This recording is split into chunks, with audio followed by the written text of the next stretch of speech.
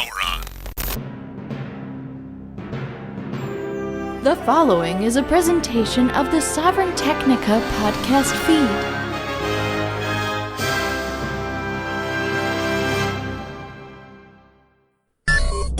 Ooh, the man of tomorrow is here on a Saturday night.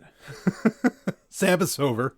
So, and we've got a little Sovryn Tech X to get into. And boy, are we going to put the X into it this week. I don't know. I tried to make that like an X chromosome joke, but I don't think that actually has anything to do with the science story that you brought in, Ellen. But Ellen, this is Sovryn. Woo! Welcome to the show. Thank you. Thank you for having me here. Yes, I am bringing both chromosomes that are X's today. Yes. Yeah. So you're bringing it. Maybe I bring it all. Oh, you bring everything. You put the X in literally anything. You are...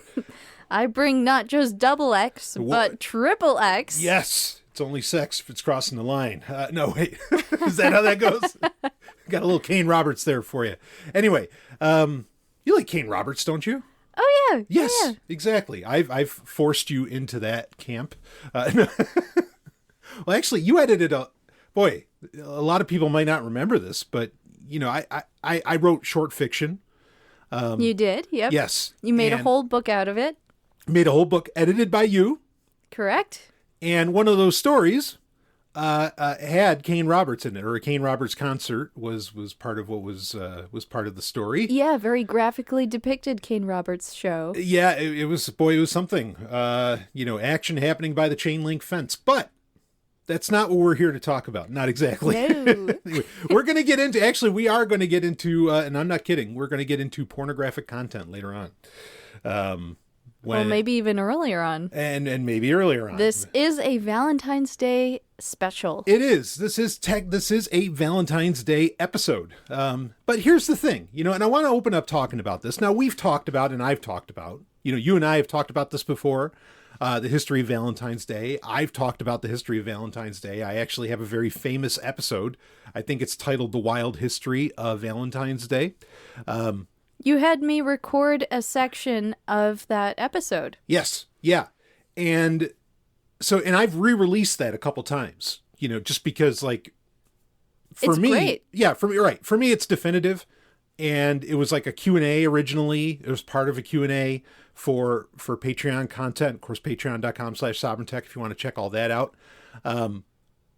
But, I think it'd be interesting to get into, because I think for a lot of people, and certainly, in 2024, which I'm in awe that we made it this far. Wild year so far. Yes, very wild year so far. Insane. But I think maybe getting into a little bit of what does Valentine's Day, not the history, but what does it mean to you today?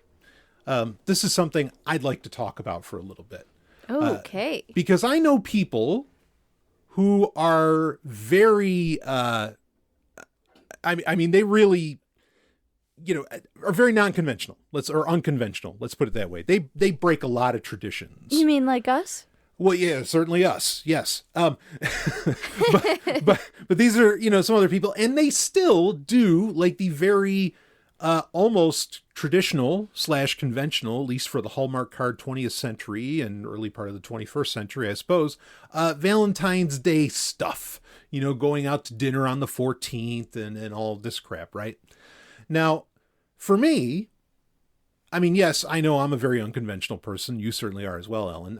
For me, and even when I was maybe a little more conventional, or at least doing my best to pretend to be, I always said no, we don't go anywhere on the 14th. We'll go the day before, we'll go the day after. I don't care. But on the 14th, it's insane. And there is no reason to deal with that. That's true. Okay. So that's always been my kind of survival thing. It's kind of like Eastern Orthodox Christians. They don't celebrate Christmas on the 25th of December. It kind of varies, but usually they'll celebrate it a week later or something like that. I think those people got it on lock. I'd go shopping on the 26th or the 27th and have an amazing, Christmas, because everything's freaking on sale, and maybe even in stock. But anyway, so I say all this So I've always been unconventional as far as what day to celebrate it on, but I've kind of always found myself celebrating it. I guess I want to hear from you, Ellen. What does Valentine's Day have a special meaning for you, conventional or unconventional? So that's a great question. I think that of all the commonly celebrated holidays, Valentine's Day is probably the most meaningful to me, because it's about love, and love is a universal, and it's something that, is just essential to our existence. It's not some made-up bank holiday or about a president or other, famous person, right, including Jesus. It's about just that force, that feeling, and it doesn't even have to be you and your loved one go out. It could just be you met someone special and you want to make them feel good. So here's a little Valentine's Day treat or message, just something to make people feel that affection, desire, whatever it is, the warm fuzzies. And I think that's really nice. Of all of the holidays, it's genuinely a real feeling that it's tuning into. Uh-huh. As far as it needing to be celebrated on February 14th, I question that. Right. Honestly, you could celebrate it any day, every day. Yeah. Every day is a good day to celebrate Valentine's Day. Yeah. It's just, I don't know. I feel like it's a little sad that, conventionally speaking, people only recognize that once a year. Oh, yeah. Yeah, no, I agree. Yeah. But I agree with you, what you were saying about not celebrating on the holiday. Yes, everybody else is out, and that's why you don't want to do it on that day. And you and I don't do that either. We waited until the weekend to celebrate. Right. Which, that's fine. I feel like we, should spend more time focusing on our love and celebrating it. Yeah. But Valentine's Day is just kind of an excuse to do so, even more than usual. Yeah, exactly. I mean, and I don't know, I guess we kind of did special things. I got you some gifts, and, we went out and did something kind of special. But it wasn't exactly things that we wouldn't do anyway, in a way. Exactly, right. And so, I'm kind of a few minds on this whole thing. And that is, in some ways, Valentine's Day shouldn't really be a big deal in the sense that, wait, you're not living your life like this all the time? Right. On the other hand, also, not doing it on the 14th, I think doing it on a weekday is nuts. Because, if you're gonna celebrate love in some kind of special way, well, for fuck's sake, make it all day. Why just have it be after work and have all that pressure and, who knows what? It just... Yeah. It feels very jammed and crammed in and just seems like a recipe for stress. I was thinking the same thing, too. Yeah. Right. So, hell, make it a whole weekend if you want. But at the same time, why aren't you, it kind of reminds me of, there's this, with Adventists, with Seventh-day Adventists, there's this, saying that we need to be 7-day Adventists, not Seventh-day Adventists, meaning that, you should be Christian, hardcore, every day. Go hard every day. Right. For Jesus. And, yeah. and certainly, I'm not promoting them by any stretch of the imagination, but I get the point. And it's a fair one, I think, also as regards to love, if you're not expressing that, pouring that out all the time, I don't get it. Well, the world does have a lot of stress in it. I think that culturally, professionally, people have a lot of pressure that they're under and many expectations put on them. And that kind of drowns out the ability for people to feel and express their real emotions. Yeah. And that's kind of the plight of the modern worker, Yeah. No, that's true. And actually, I think this is going to play into one of our later stories very well. Just on the idea that, we are kind of told to not express the stuff. But another question I want to ask you, okay, as a woman, as an amazing woman, do you think it's okay? Now, everybody's tolerances and taste on this, I'm sure, is different. But do you think it's okay if a guy or, honestly, gal, a guy or gal, if a person, we'll just say that, if a person who's not in a relationship with you wishes you a happy Valentine's Day. Yeah, I think that's totally fine. I mean, I don't see anything wrong with that. It's like telling somebody, have a great day. Like Merry Christmas. Right. It's just a well wish from one well-intentioned person to another. It's not necessarily like, what are you doing tonight? Do you want to spend Valentine's Day with me? That's a different tone. That's a different message. Just saying to somebody, like, have a great Valentine's Day, like, I hope that you're really living your best life. Okay. So it's like, I hope you have a great relationship. I hope that you're happy when you go home today. Right. Okay. So what if they, kind of text it, but with a red heart? Good or bad? I don't think that's really like either. Some people might read into that. Of course, I know that that's probably what you're getting at is like, is there some sort of intentionality there where they're trying to like insert themselves into your Valentine's Day? And possibly, but the half of the message is how it's received. Yep. And you can choose to receive it in whatever way you want to. And for me, I always give people the benefit of the doubt, and I always try to see the best in people's intentions. And maybe that makes me naive. It's possible, but I would just read that and say, hey, thanks. Yeah. Because they're just being nice. Yeah. And whether or not they have an intention to like insert themselves into your Valentine's Day and maybe get an invitation from you, you don't have to give it. You can just recognize the positivity and move on. Yeah. No, I hear that. And I think, here's the thing is the idea of giving people the benefit of the doubt can come from two places, at least. More than two, of course, but at least two places. One is it could be naivete. I don't think that's the case here. But it can also come from you're so confident in your own ability to, say, protect yourself or something along those lines. That basically, you can run with that. That's true. I don't fear repercussions if I ignore the obvious plea, give me attention. Right. Because I know that I don't have to give that, and nothing bad is going to happen. Yeah, exactly. So, and I mentioned the red heart thing, of course, because, I mean, and I don't know how many people know this. I think most people do, but, there's a color spectrum of emoji for hearts, right? That you can choose from on a phone's keyboard. Sure. Okay? And I don't remember what all of those colors mean. No. Yeah. I mean, I think the only thing that matters to most people is that, like, okay, as long as it's anything other than red, I'm not worried. You know what I mean? But I think for a lot of people, when they see red, they're like, oh, that means romance. Well, sometimes I send like blue or green hearts. Yeah. And I don't know if that has a specific meaning to certain different communities, but I just love the colors blue and green. Yeah, right on. No, same. Like, I think I remember once reading the color spectrum of them, and I'm sure it changes over time anyway, just like all language does, and that's really all emoji is a part of.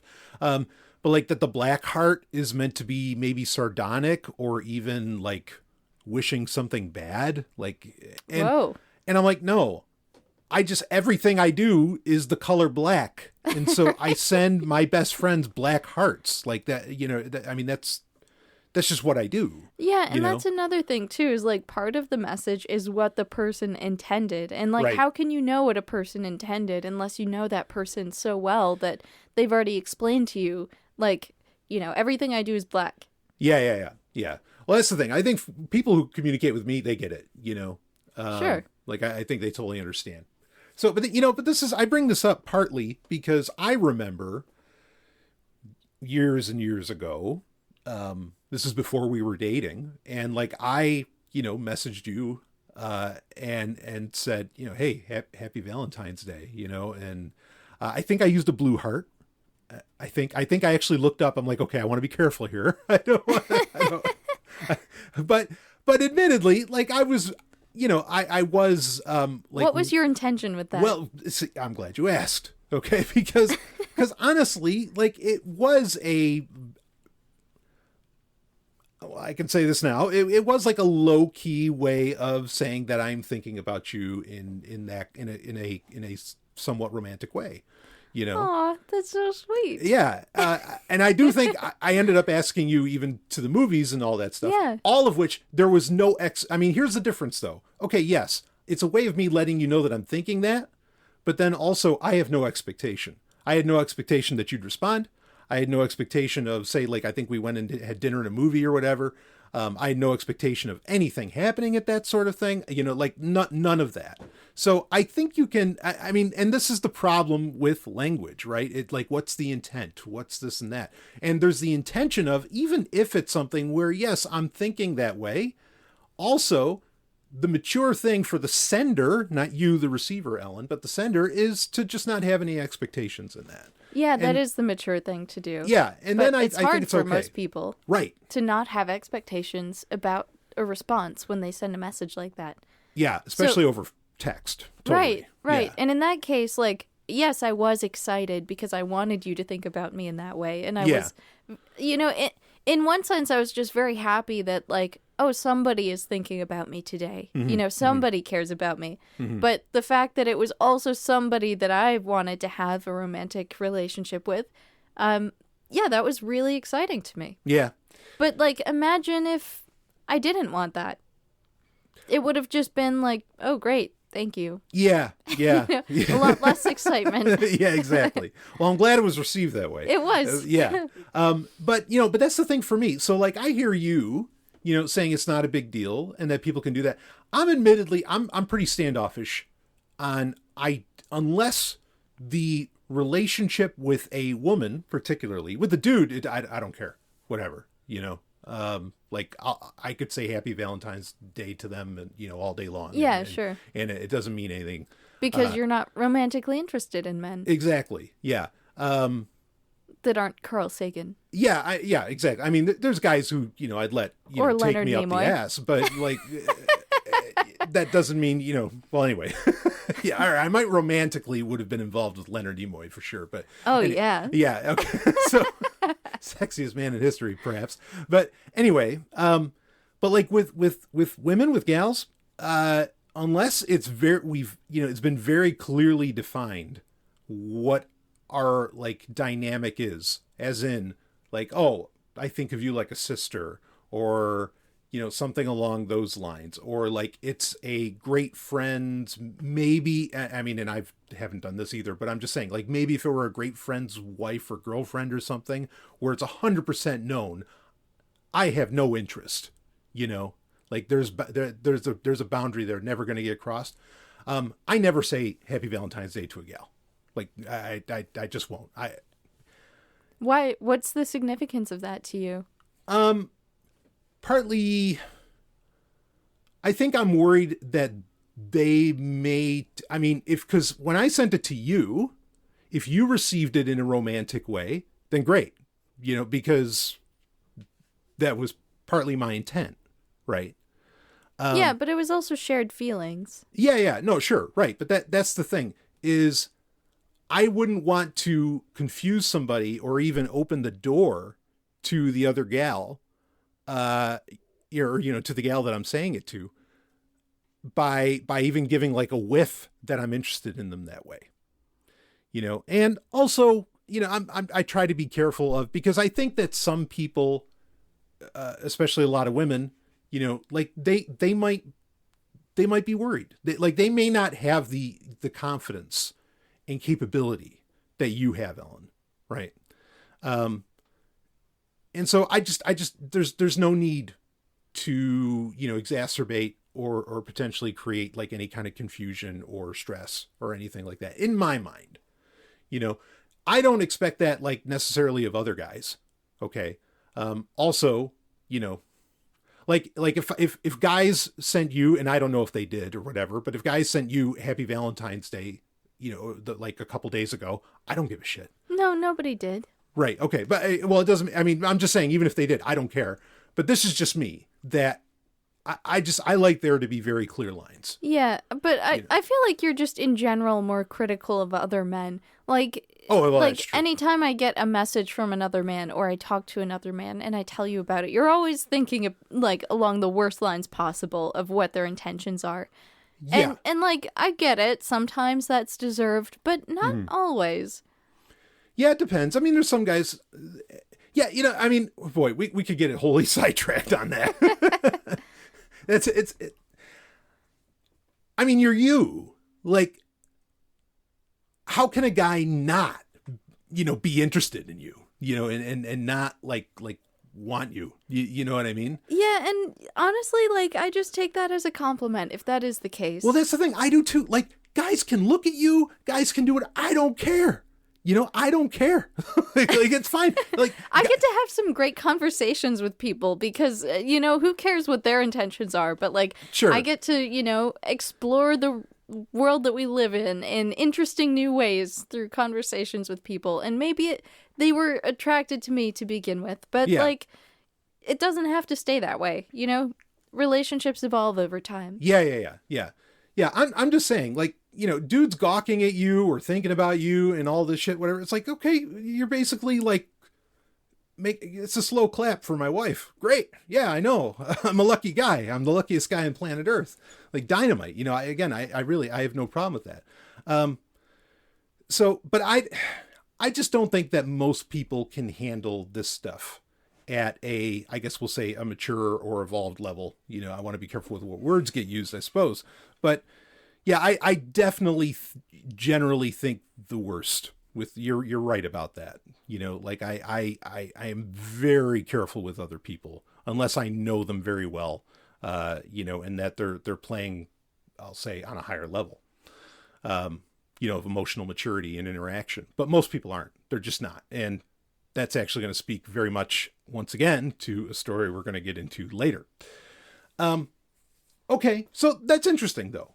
Have you ever, like, with any of your friends, like your gal friends, have any of them ever expressed to you, oh, fuck, I can't believe that this guy wished me happy Valentine's Day?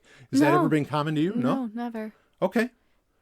Well, that's good to know. Okay. Yeah. I mean, maybe I just haven't had that conversation with the right people. I don't know. But I've never heard of it really being a problem. Mm-hmm. Okay.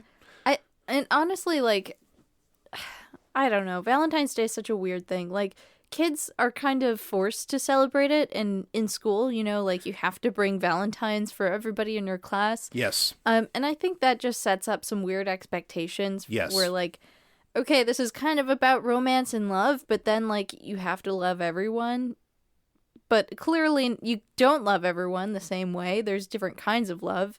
And kids don't totally understand that, But, like, as an adult, that becomes more complex. And, like, we've been trying to talk about the differences between what happens when a guy says it to a woman who's single versus a woman who's not. Or, like, what if a woman was to say it to another man or to other women? Like, these are all, like, very different dynamics. Sure.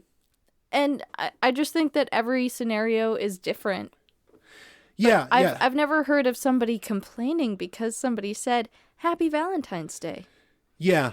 Well, one other scenario, we got stories to get into. We're going to get into them, but I think this is interesting to talk about because some of this is some we're speaking some unspokens, I think, in some cases here. But I love your point about school because I think back on some of the shit that I had to do in public school for Valentine's Day, even like in like third grade. And that's kind of weird.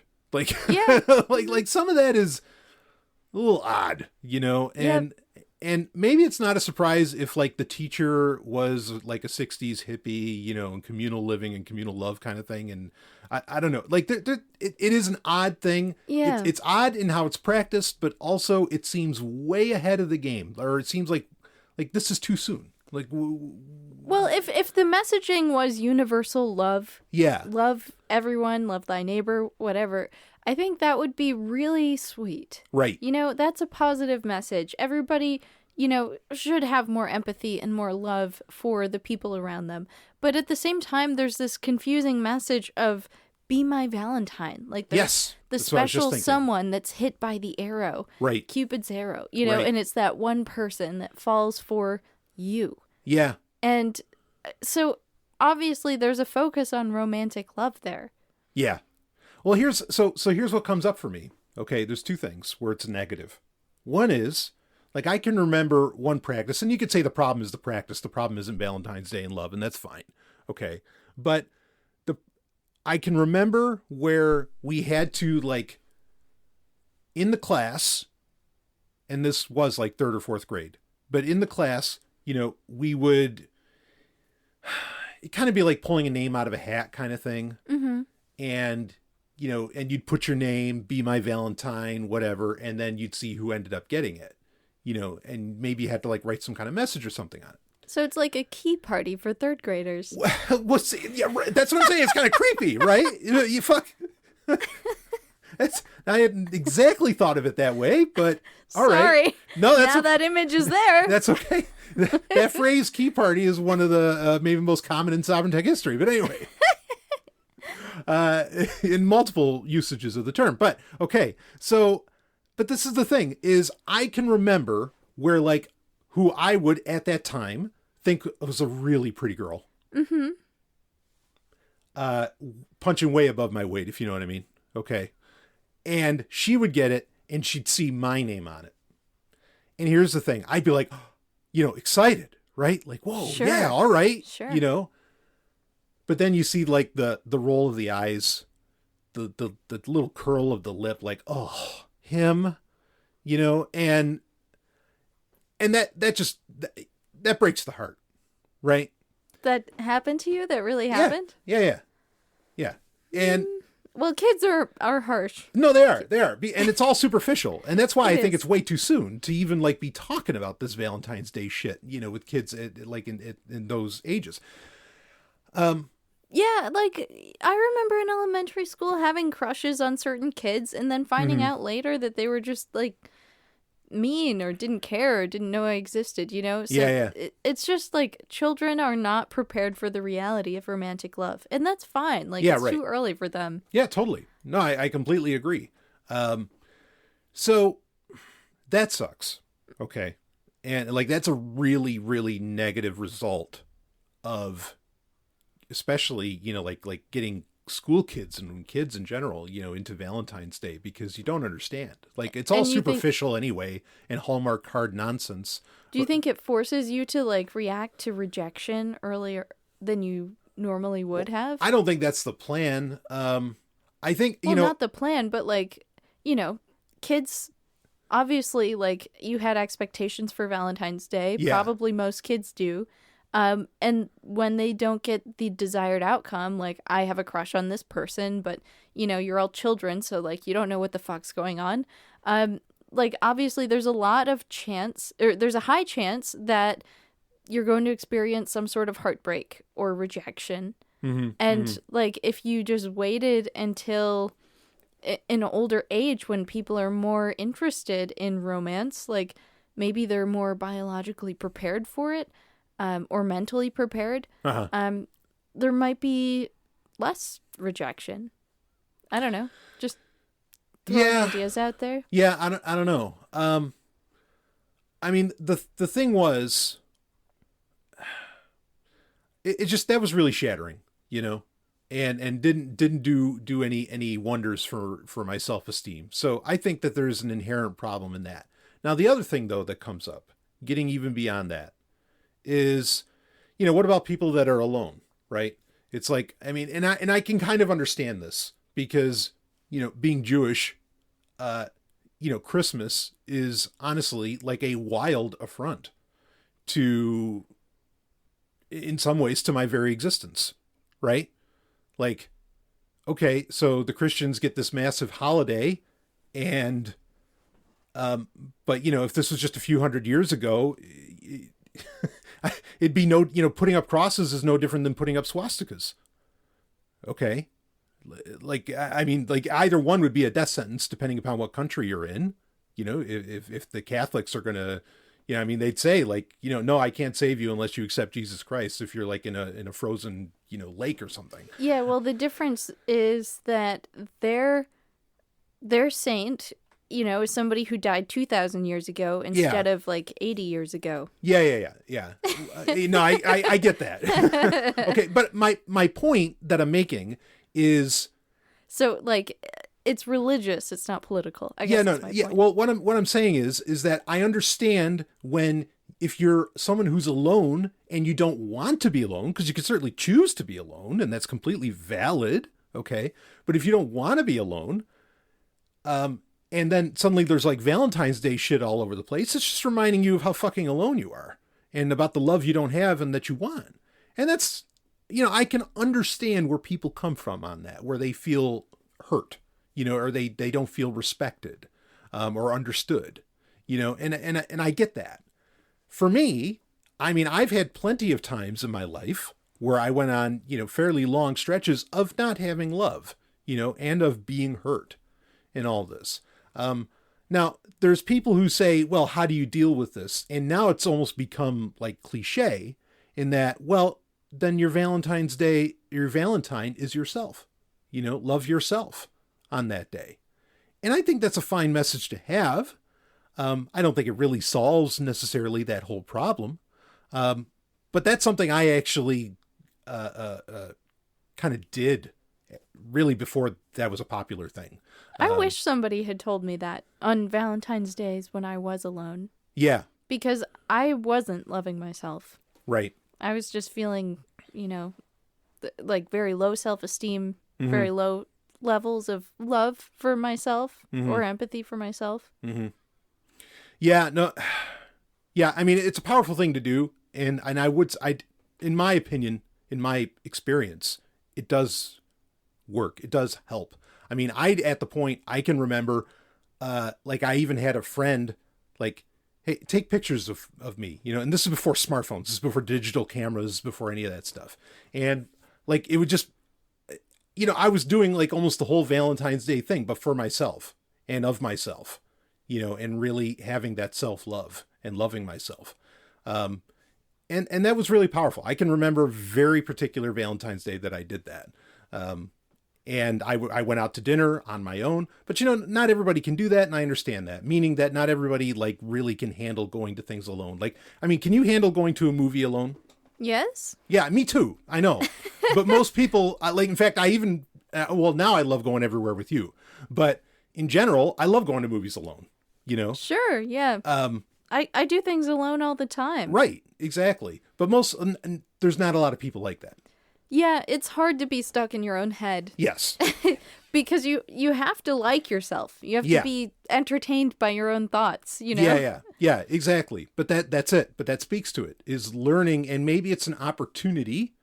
And this is something, I think maybe would be helpful for people to try. Like I said, I know it's kind of cliche today, but seriously, like, get into loving yourself, doing things by yourself. And if you don't love yourself, I mean, one of the big things is that if you don't love yourself, it's going to be hard to find someone who's going to love you back, because I think that's what people are attracted to, is when somebody's comfortable in their own skin. Yeah. Unless there's somebody who's like, I'm going to rescue this person. I'm going to save them. But that's not really healthy either. No. And if they are a healthy person, they're just going to keep throwing love at you, and it's going down the black hole of, your self-hatred. Yes. That's going to get tiring really quickly. Yeah, no, that's a very tragic form of relationship. Yeah, can't recommend that one. Nope. So anyway, Valentine's Day. Just do it how you want it. And if you don't dig it, just do your best to ignore it. And can we celebrate Valentine's Day the way that it was originally intended? Can we like run through the streets naked, whipping ourselves with goat skins? Yeah. Now I like that. Okay. Let's do this. Let's do some of that. I know you're into that. I Pull know out the flail. Yeah. Whoa. Yeah. It's made with real leather, right? That's right. All right. So until we get back to that, to celebrating Valentine's Day that way. It's warm enough up here anyway. I don't know if it is outside. Yeah. Well, yeah, not outside right now. Not on Ice Planet Zero. It is a cold day for sure. But anyway, so I wanted to get that out there, and just, I really feel like we're kind of to the point that in some ways that online life, the internet in general, has really decimated most traditions around holidays. And really, you can just do it however you want. I mean, there's ways in which like it tries to sell you on the traditions, but at the same time, you can go on whatever social media network, you can go to whatever blog, whatever news outlet, and everybody's doing everything 10 billion different ways. Like and there's a lot of people. I mean, this is why you have like, the right and conservative culture is because they're constantly trying to keep all of this from falling apart, and so. Yeah, anyway. that's fine, but they're wrong in the sense that they tell other people that this is the right way to do it. Yeah, no, exactly. It's really great, I think, that there's so many different ways to do things. I mean, that I concur. Yeah. That ensures variety for the rest of our lives. Yeah. No, I just use them as the kind of the opposite, like the villain that proves the hero, or I'll say it that way. That's fine. The villain that proves the hero. Okay. Like that's, which, in the sense that like, why do you know that this is happening? That all these traditions are falling apart? It's because there's people who are trying to, at the butt of a gun, keep them from falling away. So anyway. Yeah, but that's, just the nature of entropy. It's always going to 100%. happen that way. And I think there's going to be a constant struggle to keep things the way that they are and the way that they always have been. Yeah, 100%. 100%. Boy, because, and I mean, I'll tell you, like some of the things that I see online, like about how people describe love and relationships, even my eyes go like, wait, what the fuck? But hey, you know what? As long as you're not hurting anybody, rock and roll. Have a good time. So, all right. Now, you may be noticing, folks, we're going to get in. You good to get into some stories? Yeah, let's move on. Okay. So you may be noticing, folks, that the audio quality might sound a little bit different. We're actually in front of some new microphones. And I don't know, I feel like this is a pretty comfortable setup because people don't understand. Like, we're sharing one mic. Previously, we'd been sharing one microphone, and we're like knees knocking right next to each other. And the gain is up to 110. Yeah, exactly. And like you're kind of hearing me in the background, and because I'm, my voice just kind of booms, and I would have the mic aimed towards you, Ellen. Yeah, it was like all the way over in my face because I have a little squeaky voice compared to you. It's not squeaky. It's this fantastic voice. Thank you. I'm just saying that I speak much quieter. You do speak softly. That's okay. And I love it. It's beautiful. But now we're in front of, and I shared pictures of some of this equipment on Instagram. And people can go to nwo.red if they want to find us both on Instagram. But now we're actually in front of separate mics. You have a mic in front of you. I have a mic in front of me. I've already claimed this one. Yeah, exactly. Oh, what is that? What's this hanging from the mic arm? I've put my custom handmade talisman Your on talisman? Tell me about this talisman. I love it. There's like this golden thread. Where'd you get the golden thread? Oh my God, please don't say golden thread. I've been hearing that at work 10 million times a day and I'm so... You hear it at work? Yeah. So golden thread is an industrial term. It's like when you're doing a tech transfer of a process of some kind, it's the main, I don't know, fastest, easiest way to ensure that like a product is made. There's certain key pieces that need to be installed before others to ensure that production can happen. Anyway, that's not important. This talisman, it's actually just like, so I bought something at Michael's that I thought was going to be a fun project. I was like, oh, look at this little wooden chest. I'm going to decoupage it. Yeah.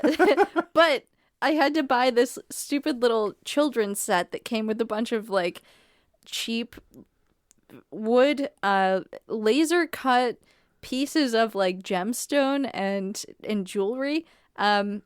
But I was like, I'm not going to make this jewelry. I'm just going to make my own weird thing. So I tied together a couple pieces with the golden thread that came with it. And it almost looks like a tree of life or something like that. It does. It does. Yeah. And as I was putting it together, I was focusing my thoughts and energy into it. And I want to say that it's, some of it was love. Yeah, definitely some love in there. But then there's also some like stay away from me if you don't have good vibes kind of energy coming from it too. Yeah. I mean, it almost looks a bit like a quasi dream catcher. Yeah. It's got a bit of that going for it. So, which that certainly fits with your lineage. And in the two pieces I put together, they make like a nice oval, kind of like a vagina shape. Actually, that very much does look like a vagina. I love it. Thank you. I think that's great. You go ahead and hang that right on that mic arm. So this is my microphone now. Yeah. It's been crowned with my talisman. Fantastic. Yeah, so hopefully, I mean, people aren't hearing our squeaky chairs too much. I hope not. And as well as, I mean, you have a mute button now and everything, and hopefully they're not hearing us drinking our seltzers and teas and whatever else. Yeah, I've used it for burps a couple times. I think it works pretty well. Yeah. And so there's points where, like, I have to move the mic arm so that I can look at things on the screen. But I don't think you generally hear those too much. But anyway, this is working out very well. It's been a while since I had everything hooked up to a mixer. In fact, actually, it's one of my oldest pieces of kit, the H6, just the Zoom H6, which is like a very high-end microphone. It's a microphone itself that gets used by like all the major news media outlets when they're on remote work, like CNN, whoever. But it has XLR ports on it, and you can just plug mics into it, and it does the job, and it works really well. So if people are wondering, wow, what's with the new audio quality and kind of the leveling of the sound? Well, that's what's going on. So speaking of new things, I want to get into our stories. Okay. Let's get into it. Yeah, and let's start off with you shared this with me on Telegram. A couple weeks ago, maybe, and you were just like, wow, holy crap, it blew your mind. Woo, yeah. So and if I may please do a little intro to this story. Yes. So part of what makes this upcoming story so what caught my eye about it, I guess I should say, is that at the time I was still listening to the audiobook of How Not to Age by Dr. Michael Greger, which I have since finished. But in that book, he was discussing something that I think I might have learned about once a long time ago, but there wasn't really much information on it. So it, kind of faded from my consciousness. And then Dr. Michael Greger is talking about it in his book. And I was like, wow, this is a whole new class of molecules that I had no idea about. They're called microRNAs, and apparently they play a much larger role in the expression of proteins and, in our epigenetics than previously thought. Sure. And even in, like, intercellular communication. So very fascinating, and I really want to learn more about it because it sounds like this is, huge implications for what microRNAs could do. And then, like, the same day, maybe? I think it was the same day, I found this story, and I remember sharing it with you, and we were talking about it while we were doing a workout in our home gym. So this story is called Obelisks.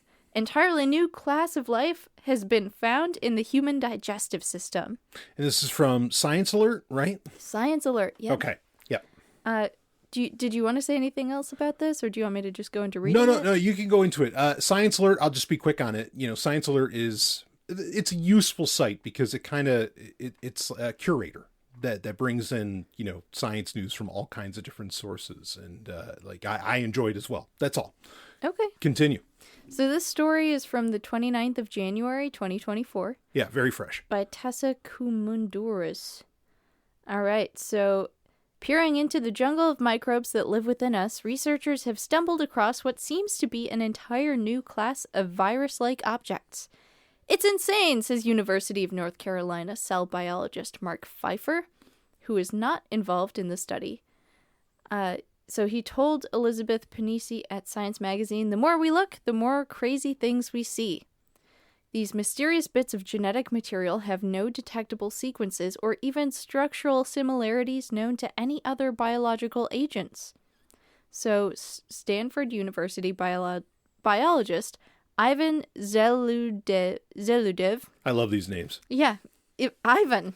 Okay. Ivan. Ivan and colleagues argued their strange discovery may not be viruses at all, but instead an entirely new group of entities that may help bridge an ancient gap between the simplest genetic molecules and more complex viruses. Obelisks comprise a class of diverse RNAs that have colonized and gone unnoticed in human and global microbiomes, the researchers write in a preprint paper. Named after the highly symmetrical rod-like structures formed by its twisted lengths of RNA, the obelisk's genetic sequences are only around 1,000 characters or nucleotides in size. In fact, this brevity is likely one of the reasons we failed to notice them previously. So they're so tiny, they just didn't see them before. Basically, yeah. So they're pretty small. They're just, little more than RNA. Okay. Yeah. Carry on. Okay. In a study that has yet to be peer-reviewed, all right, so yet to be peer-reviewed, take this for what it's worth, more to come, apparently, Zeludev and team searched 5.4 million datasets of published genetic sequences and identified almost 30,000 different obelisks. So basically, it sounds like what they're doing is a meta-analysis of a lot of different studies where people have just sequenced something that they found in a person's gut. Like, all right, here's the swab of poo. Let's see what's in there. Mm-hmm. And going back to that data, Zeludev and his team were analyzing what was found in those swabs, and they were like, yeah, look, all of these things, we didn't see it before, but now we can tell. These are obelisks. So what would they have been? And if the answer is just continue reading the story, that's fine. But normally, like, this is a new class of life. Yeah. Okay. So this is not a virus. Go ahead. So the interesting thing is, that raises an age-old argument of what is life. Right. So, Is a virus a form of life anyway? Yeah. Okay. But continue. It's kind of challenging because, they're somewhere between viruses and basic genetic molecules. So, like, if people, some people would say that viruses are not alive because they can't self-replicate. Right. But they do have, like, proteins that are able to move. There's a capsule, and then there's some genetic material. Mm-hmm, mm-hmm. Like, is it the genetic material itself that makes something living? Or is it having the proteins that enable the replication that makes it living? Yeah. What is the definition of life? Basically, yeah. Yeah, that's what you're hitting at, because go ahead. I think it's fascinating, though, because, like, even if something can't self-replicate, it can still have an effect on things that do. Mm-hmm. So, like, the genetic material inside of viruses, yeah, they can't, like, make their own baby viruses, but when they do inject their DNA or RNA into living cells, they can change the genetics of that thing. Okay. So it's not just like they're making new viruses. Like, they can actually alter the genetic sequence of whatever they're infecting. Right. Thereby changing the future evolution of that species. Yeah, okay. Yeah, so, real quick before you continue on with the story. So, like, what are the types of life right now? Or, like, that are, because, again, this still has to get peer-reviewed, right? Mm-hmm. Right. Okay.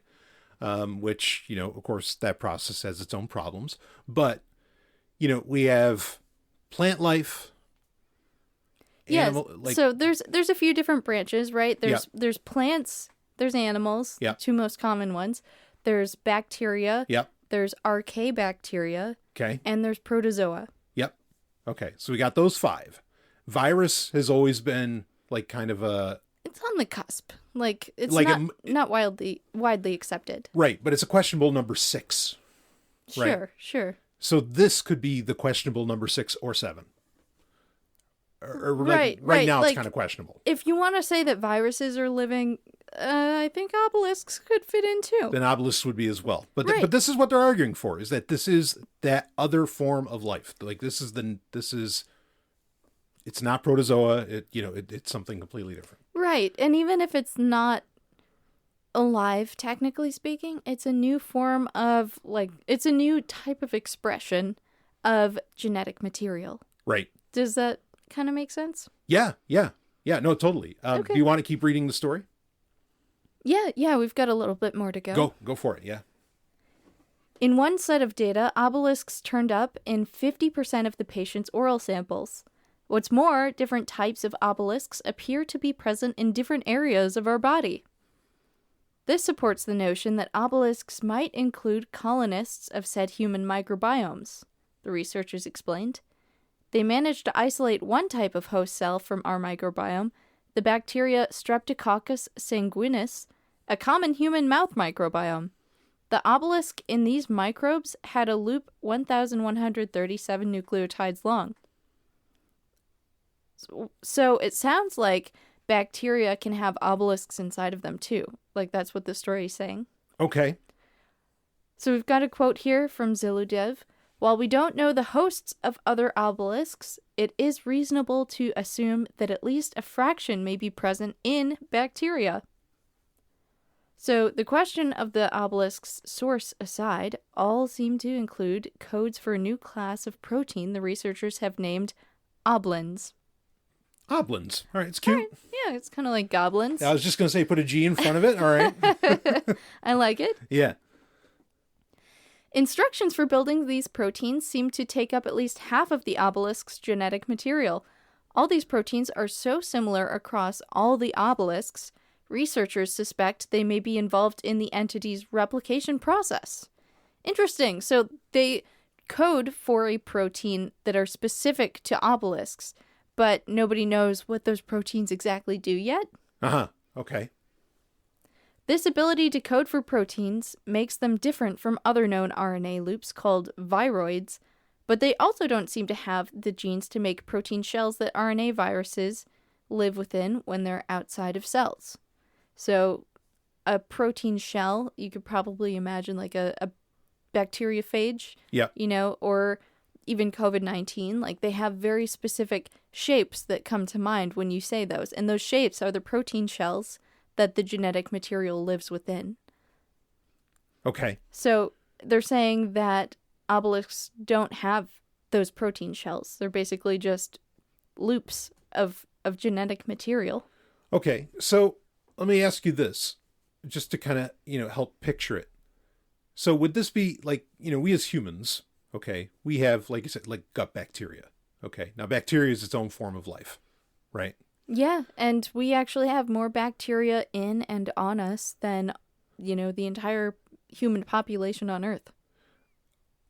Okay, yeah. So bacteria, like that's a part of what we are. Would you say, or does it sound like obelisks? Because like you said, they're found on bacteria. So in some ways, could obelisks be akin to how gut bacteria or bacteria in general is within us? Like, it's a part of its natural life process, and it's not a remora to shark situation, but like it's not a parasite. But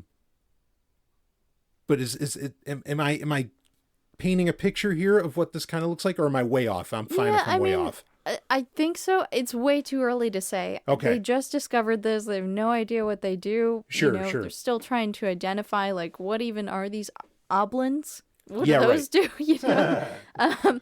So I think there's a lot of speculation probably about what they do or what role they play in human evolution, human biology. But Right. it's safe to say that if they've been here this entire time, if they're that prevalent in our body, they probably serve some special purpose, and we would not be what we are without them. Sure. Okay. Yeah. So, this is, to me, what's so amazing about this is we didn't know about this until, a year ago, or whenever this research, started to really get put together, long before, it even got submitted for peer review of any kind. We always, humans We always think we got this figured out. We got know, everything figured out. We got it figured out. We know how this works. We know what this does. We know what that does. And then over the past 20 years, we're suddenly like, holy shit, our gut bacteria is a second brain, and and it's another organ basically. Yeah, right. And what you feed it matters, and all this stuff. And then I feel like most people, like, this should shock the fuck out of people that no, we potentially found an entirely new class of life. And it's a part of us, right. It's a part of humanity, and just for anyone to think that somehow, oh yeah, we know we've got this figured out, or no, my doctor, no, they totally understand, or this and that. Like, no, just no way, Yeah.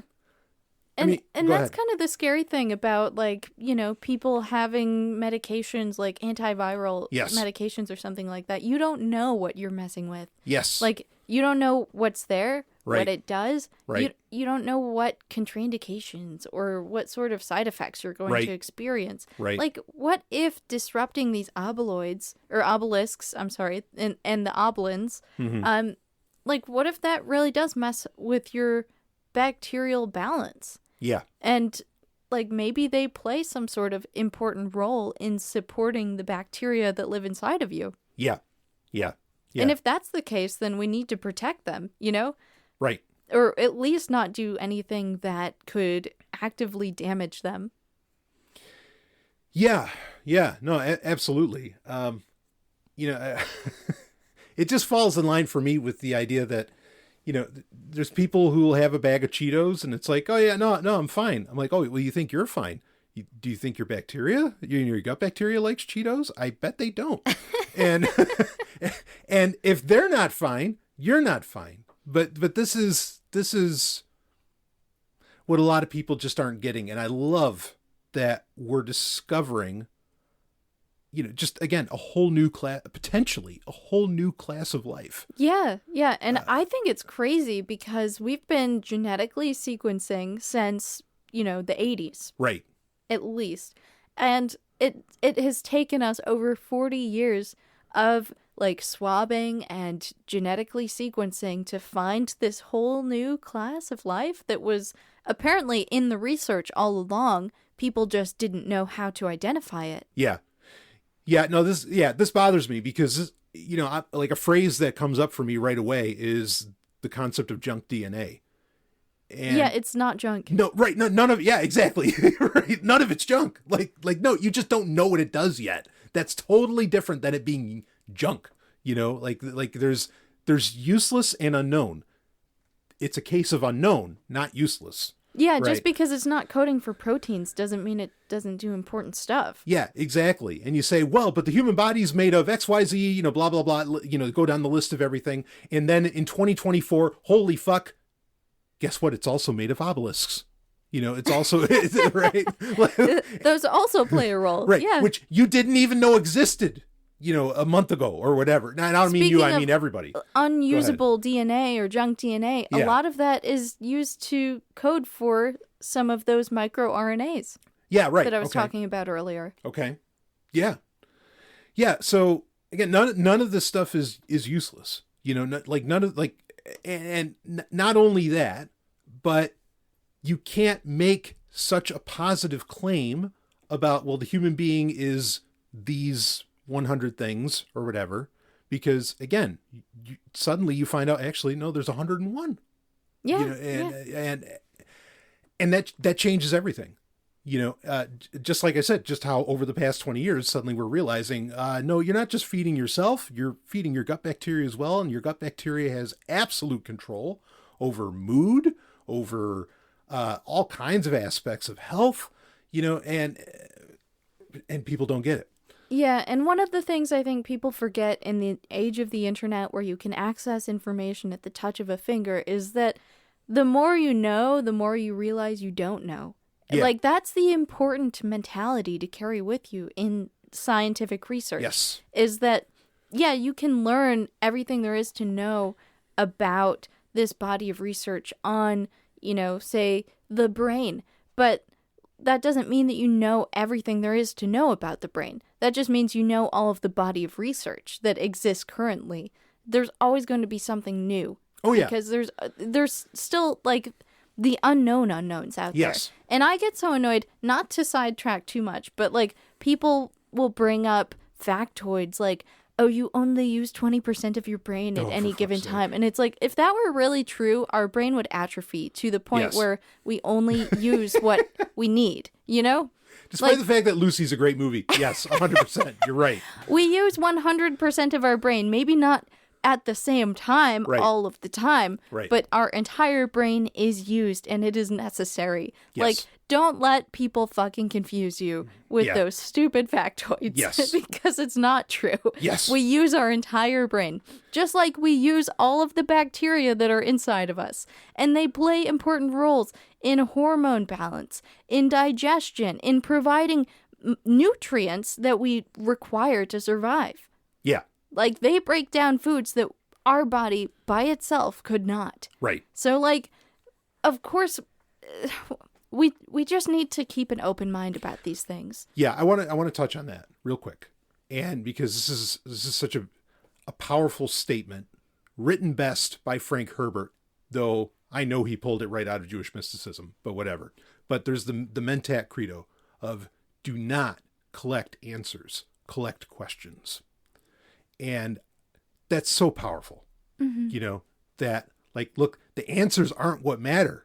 What matters are the questions, you know, and I almost feel like even Douglas Adams was trying to get at this with the Hitchhiker's Guide. He's like, no, the answer doesn't fucking matter. The question is what matters, you know, and he That's was where the adventure is. Exactly. Yes.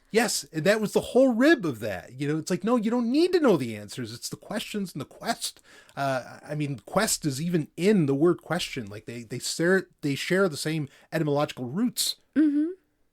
That's true. And so to not understand that it's not about so much about knowing, it's more about seeking.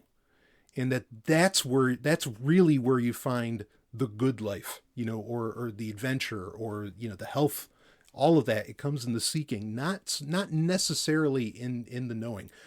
You know, being adaptable. I mean, that's, of course, speaking of Frank Herbert, that's the whole point of Dune, is being adaptable. But anyway, I just want to bring that up, like that idea of keeping an open mind and of never falling into this mindset of, oh no, I got it all figured out.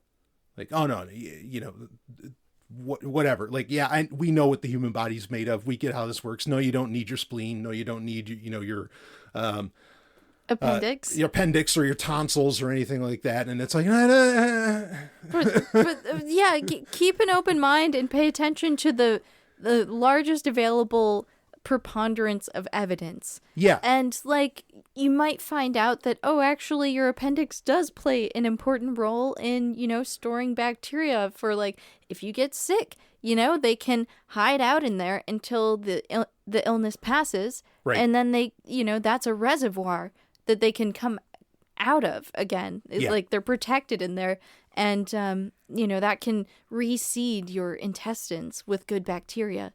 But anyway, I do have a few other paragraphs, if you don't mind me finishing it up. If they're important, bring them out. Yeah, let's do it. All right.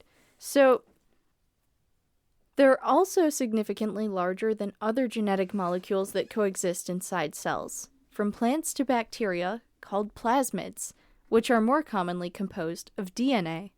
However, Zeludev and team couldn't identify any impact of the obelisk on their bacterial hosts, or a means by which they could spread between cells. These elements might not even be viral in nature and maybe more closely resemble RNA plasmids, they conclude. Alright, this research has been uploaded to the preprint Serve BioRxiv. So it's out there. It's out there. Okay.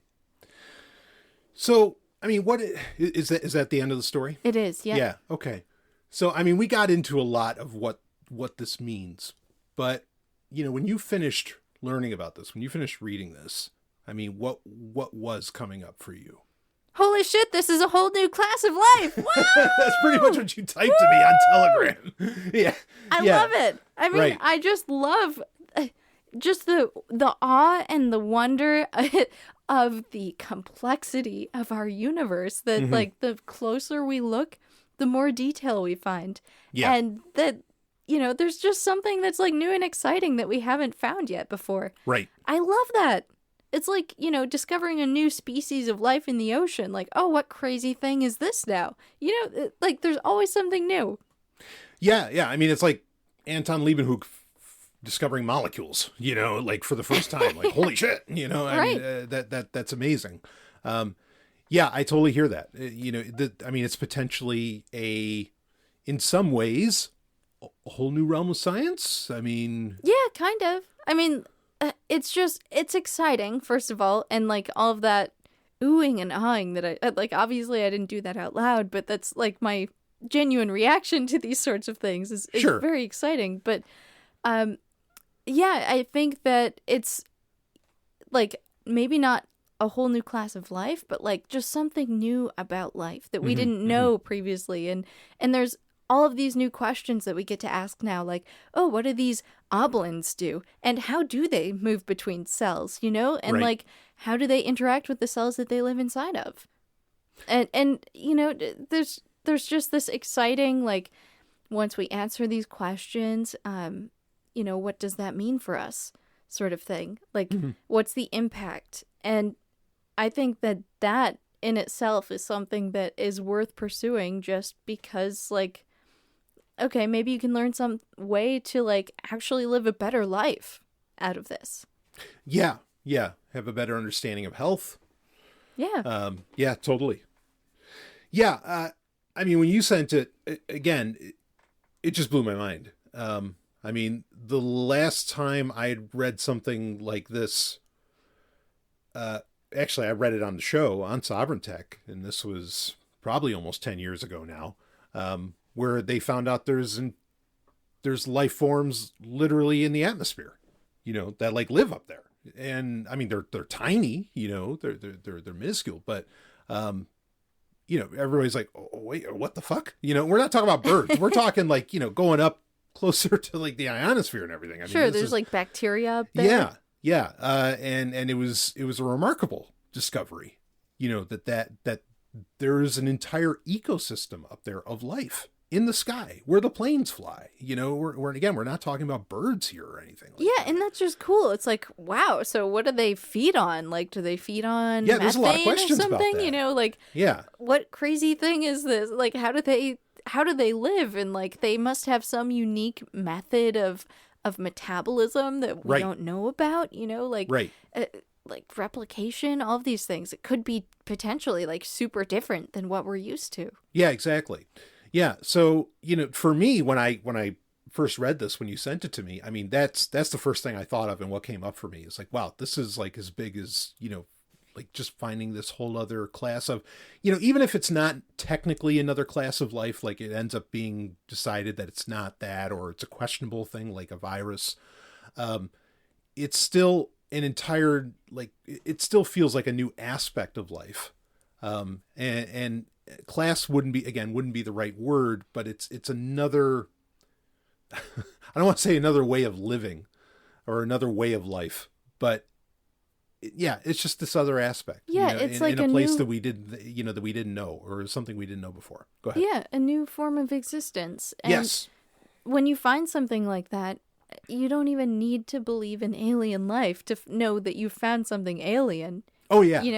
It could potentially teach us something new. Like, I think this reminds me of, the fact that people now kind of look back on traditional medicine and laugh at it because obviously, like, people didn't have books on like chemical reactions, Sure. or they didn't understand biochemistry, but people knew that, like, all right, if you if you like drink a tea made from the bark of this tree, then it will alleviate your symptoms. Right.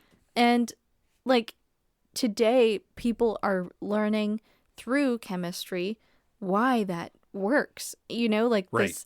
this traditional knowledge, like, it's real, it's valid. Yeah. And we know now why, But still, we rely on the plants to make that special molecule that we use for this medicine, or mushrooms or bacteria or whatever it is. Like these other foreign, dare I say, even alien life forms, can make these complex molecules, and we can use those to our advantage for like a variety of different treatments of things. Mm-hmm.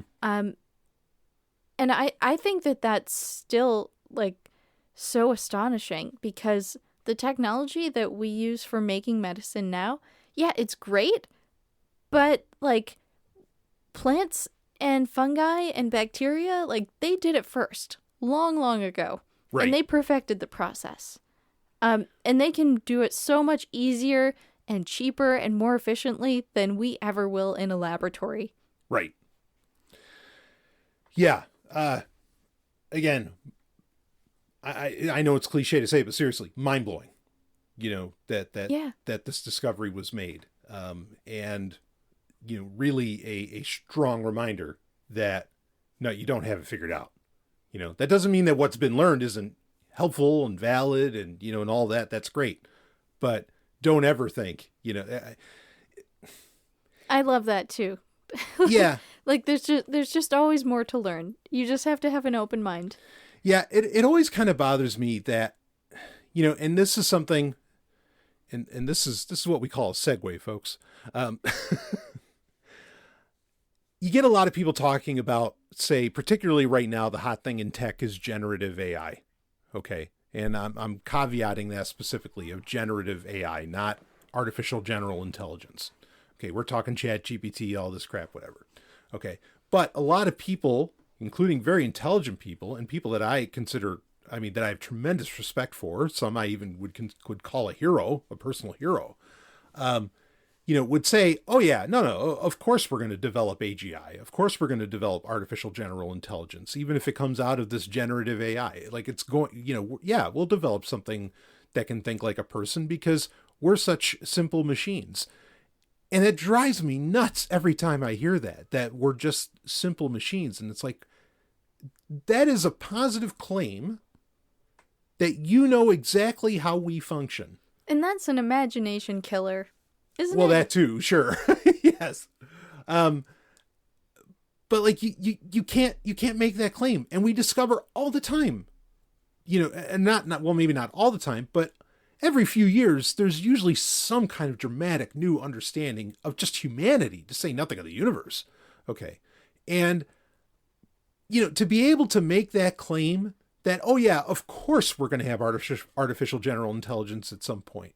And maybe even in the near future, like that's just poppycock. That's insane, to make that kind of claim, because again, we don't, and this is where you can get most people to be honest, is to say, we don't understand how human consciousness even works, let alone how could you identify it in something else, and that's a fair point to bring up, but it seems like some people just forget that. But it's even more than that. When you find out that there's all of these little things that contribute to what we are, and probably contribute to our consciousness in some form or other. I don't know if obelisks are necessarily a part of that, but if they are part of the process of bacteria, and bacteria very much, I would argue, is a part of, at the very least, how our consciousness expresses itself. I don't think you can make a lot of these positive claims. Easier to make negative claims, sure. Like I feel pretty confident in saying, no, we're never going to develop artificial general intelligence. Not going to happen. Okay. But even then, I always have to leave the wiggle room. Okay, sure. I guess anything can be possible. But I think you could be way more confident in negative statements more so than like these positive factual ones. But regardless, so did you have anything else you wanted to get out about that, about the obelisks? I'm really excited to see what new research comes out about that. And like, I am fairly certain that they have some effect on our existence, Okay. Otherwise they wouldn't be there. Yeah, right. And that speaks to the point you were making, we were making earlier, that Okay, no, there is no junk DNA. Right. like that's bullshit. Right. This isn't like useless junk drifting around inside Right. of you. It serves some sort of purpose, and we Yeah. just don't know what it is yet. Exactly. So, yeah, I'll be keeping an eye out for that research. But yeah, very exciting. Yeah. Anything's possible. Yeah, if it does end up with the positive claim that, yes, this is a new class of life, I definitely want to talk about it here, and what that means. So speaking of other life forms, Or quote unquote life forms. I think we need to talk about, I can't even believe I'm going to say this. Don't say it. Don't say it. Taylor Swift. Yeah, we're going to talk about Taylor Swift. Fuck. I never thought I'd have to. I never thought it would come up. But No, me neither. I'm perfectly happy ignoring this person's existence entirely. Yeah. But I think we really this needs to get out there. The viewpoint, and what this discussion has to happen. Okay. And so we're going to get into that. Yeah. So we're going to talk about the Taylor Swift deep fake pornography scandal. Yeah. What? There was a scandal? Yeah. And oh boy, is this a mess.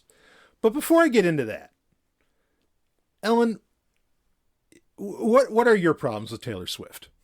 Okay. Because I'll just say quickly, it seems like if you have a problem with Taylor, not you, but anyone has a problem with Taylor Swift, like there's something wrong with you. I'm kind of amazed at how much she gets stood up for and whatever else. But anyway, please, you tell me about Taylor Swift. Are you sick and tired of hearing about her? What's up? So I just want to state that these are my opinions and you don't have to agree with me. Okay. My problems with Taylor Swift are that I have never thought that she was very talented. Mm-hmm. And she was forced into fame. She forced her way, I think I should say. Okay. Like her family probably had a lot of money and paid the right people, and she was pushed up that ladder to fame. Okay. And I mean, like, just real quick. I imagine there's going to be some Tay-Tay fans that are going to like correct you on all that, but because I don't know either, but that's okay. Like, all right. The point is, yeah, who gives a shit? Right. Like, yes. When she first came out with Teardrops on My Guitar, Yep. I feel like anybody could have sang that song. Yeah. Yeah. You know? Now, I think some people would make the big deal that she actually wrote it. Yeah, it sounded like songs that I wrote in my journal when I was that age, too. Yeah. All right. Keep Granted, rocking. I didn't know how to play an instrument, but that's not because I lack the musical talent. It's because, like, I came from a poor family and nobody ever invested in my talents. Yes. Right. So that makes a big difference. Yeah. Is there somebody who's willing to make that investment, whether it's money or time or attention, to encourage that talent? Sure. And some people are fortunate enough to have that in their lives, and some people are not. And I was one of the unlucky ones in that regard. But if I had been given the option, like, yeah, I would have played an instrument. Yeah. So this isn't me, like, being bitter because I was impoverished growing up as a child or that nobody loved me. Like, those are totally separate issues. I still think that she just isn't that talented, you know? Yeah. Like, anybody could replace her. Yes. I totally agree with that. Anybody could be in that place, and it would be the exact same thing. I think for whatever reason, the music industry identified her as an up-and-coming talent that was blonde-haired and blue-eyed, and she was going to be this generation's, I don't know, Britney Spears or something. And like, ever since you and I kind of had that conversation, I've started to notice, like, yeah, there are a lot of similarities. Like, not that Taylor Swift sings about anything that's really sexually explicit, but, like, they both can't really sing. they both like have a lot of choreography that I guess makes up for the lack of talent in that Sure. regard. So that their live performances seem a lot more impressive. Sure. And the blonde hair and blue-eyed thing, like, that's just such a trope in the music industry. And honestly, it's annoying because, like, why are the biggest musicians ever, like, always some girl with blonde hair and blue eyes? Yeah. Well, I mean, I guess let's touch on this for 1 second. That the conversation we had is that it appears that the music industry or the entertainment industry in general likes to have, but we'll say the music industry for this conversation, likes to have a high priestess. And it was Madonna for a very long time. And it seemed like Britney Spears was going to kind of take over for that. But then... she had a mental breakdown. Right. Now, you get into people of a conspiratorial bent, and I'm not saying necessarily that they're wrong, nor am I saying they're right, but I'm just saying I'm not being derogatory when I say conspiratorial, is that just Britney, like, her MK Ultra programming fell apart. And so the industry couldn't keep using her. Mm-hmm. Now, whether you believe it's MK Ultra programming or just a mental breakdown from being thrusted into that life, among other things, that's where people can debate and whatever. But that Taylor Swift was the next chosen one. I mean, let's be clear here. Like 15 years ago, not even 15 years ago, like 10, 12 years ago, she had to co-headline on CMT, Country Music Television, with Def Leppard. And let me assure you folks, 10, 12 years, like, nobody cared about, except me, nobody gave a shit about Def Leppard. Okay. And Taylor Swift probably doesn't even remember playing with Def Leppard, but that was so fucking, like, advertised left and right all over the place. I remember it. Why? Because I'm a Def Leppard fan. But I mean, that at one point, that was a huge deal. Like, that was going to be, like, that was the event of the month or whatever, that was going on. She wouldn't have anything to do with those guys now, but I'm just saying that, like, I don't want to say she came from humble beginnings, but like, her talent, she's made today. Yeah. Like, that's not her. She has great songwriters. Yeah, exactly. That it's just not her. Okay. And the stuff that she did write, like, tell me that's impactful and that changes, that adds something to the realm of human emotion. Yeah, no. Like, please, somebody make that argument. I think, honestly, like, most of her songs are, anybody could have written them. It's already been done 100 times, Yes. Yeah, I think the best point you've made is that you could put anyone else in her role and you don't know the difference. Like, that's such an amazing, because it's not true for other people. Take any mediocre vocalist and they could also sing Taylor Swift songs. Yeah, and perform exactly how she performs on stage and whatever else. I mean, there's some athleticism involved, sure. Sure. But, like, anybody could do the training to get to that point. Yep. Yeah, it's just like, you can't, and that's why Motorhead never has, you can't replace Lemmy Kilmister. Like there's no one you put in that place. Or like, you sent me a video, I think, recently of somebody was talking about Taylor Swift receiving an award from a vocalist that you really love. Yeah. Okay, so she was getting, it was Frank Stallone who was talking about it. She was getting an award, and the award was being presented by Celine Dion. One of the greatest vocalists of all time. Celine fucking Dion. Yeah, and Frank Stallone was saying, like, she just kind of, like, took it and walked by, didn't give Celine Dion the time of day. Even though she's, like, struggling because she can't sing anymore. She can't perform because there's something going on with her throat. Yeah, she has some kind of cancer or something, I think. It's really unfortunate. But, like, real talent. Somebody who has such a unique voice, who has received accolade after accolade because her voice is so stunningly amazing. Yeah, you can't put anyone in place of Celine Dion. No, like that. You she's can't completely replace her. irreplaceable. Yeah, No, I completely, I 100% agree with that. And Frank was saying that she took the award, didn't hug her or anything, just kind of walked past, like showed no appreciation, no class, no recognition of Right. the talent that she was standing in the presence of. Yeah, yeah. I mean, and his overall point, I think, is spot on. And this is, he's not the only person to say this. There's plenty that the Grammys, it's just a fashion show. It's not really an award show. It doesn't mean anything, ultimately. Like, people thought it did for a while, but it really doesn't mean anything anymore. And again, it's a fashion show. That's all it is. So, yeah, I'm totally with you. I can't stand her. I don't understand. I think people are just so, this kind of speaks to, very quickly, I want to get on this. I think this speaks to earlier when we were talking about Valentine's Day, how the internet has kind of destroyed, whether people realize it or not, it's ultimately destroyed every institution. Okay. And so, and there's just so much out there for people to be into. Like, it's almost impossible, ever since Game of Thrones went off the air, which thank Satan for that. Okay. But it's almost impossible to find people who are into the same thing as you. Like, there's so many YouTube people or personalities to watch. There's so many TikTok videos to watch. Like, it's so hard to find any kind of commonality as to where, even 30 years ago, oh yeah, like everybody could watch the same 6 channels.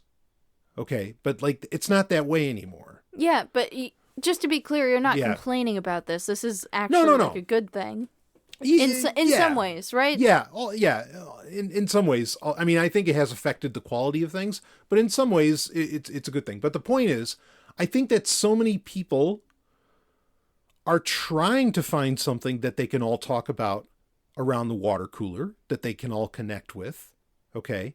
And so being a Swiftie, which is, I guess, what you call a Taylor Swift fan, being a Swiftie is something that is innocuous and safe enough that, like, you can be a fan of it. Okay.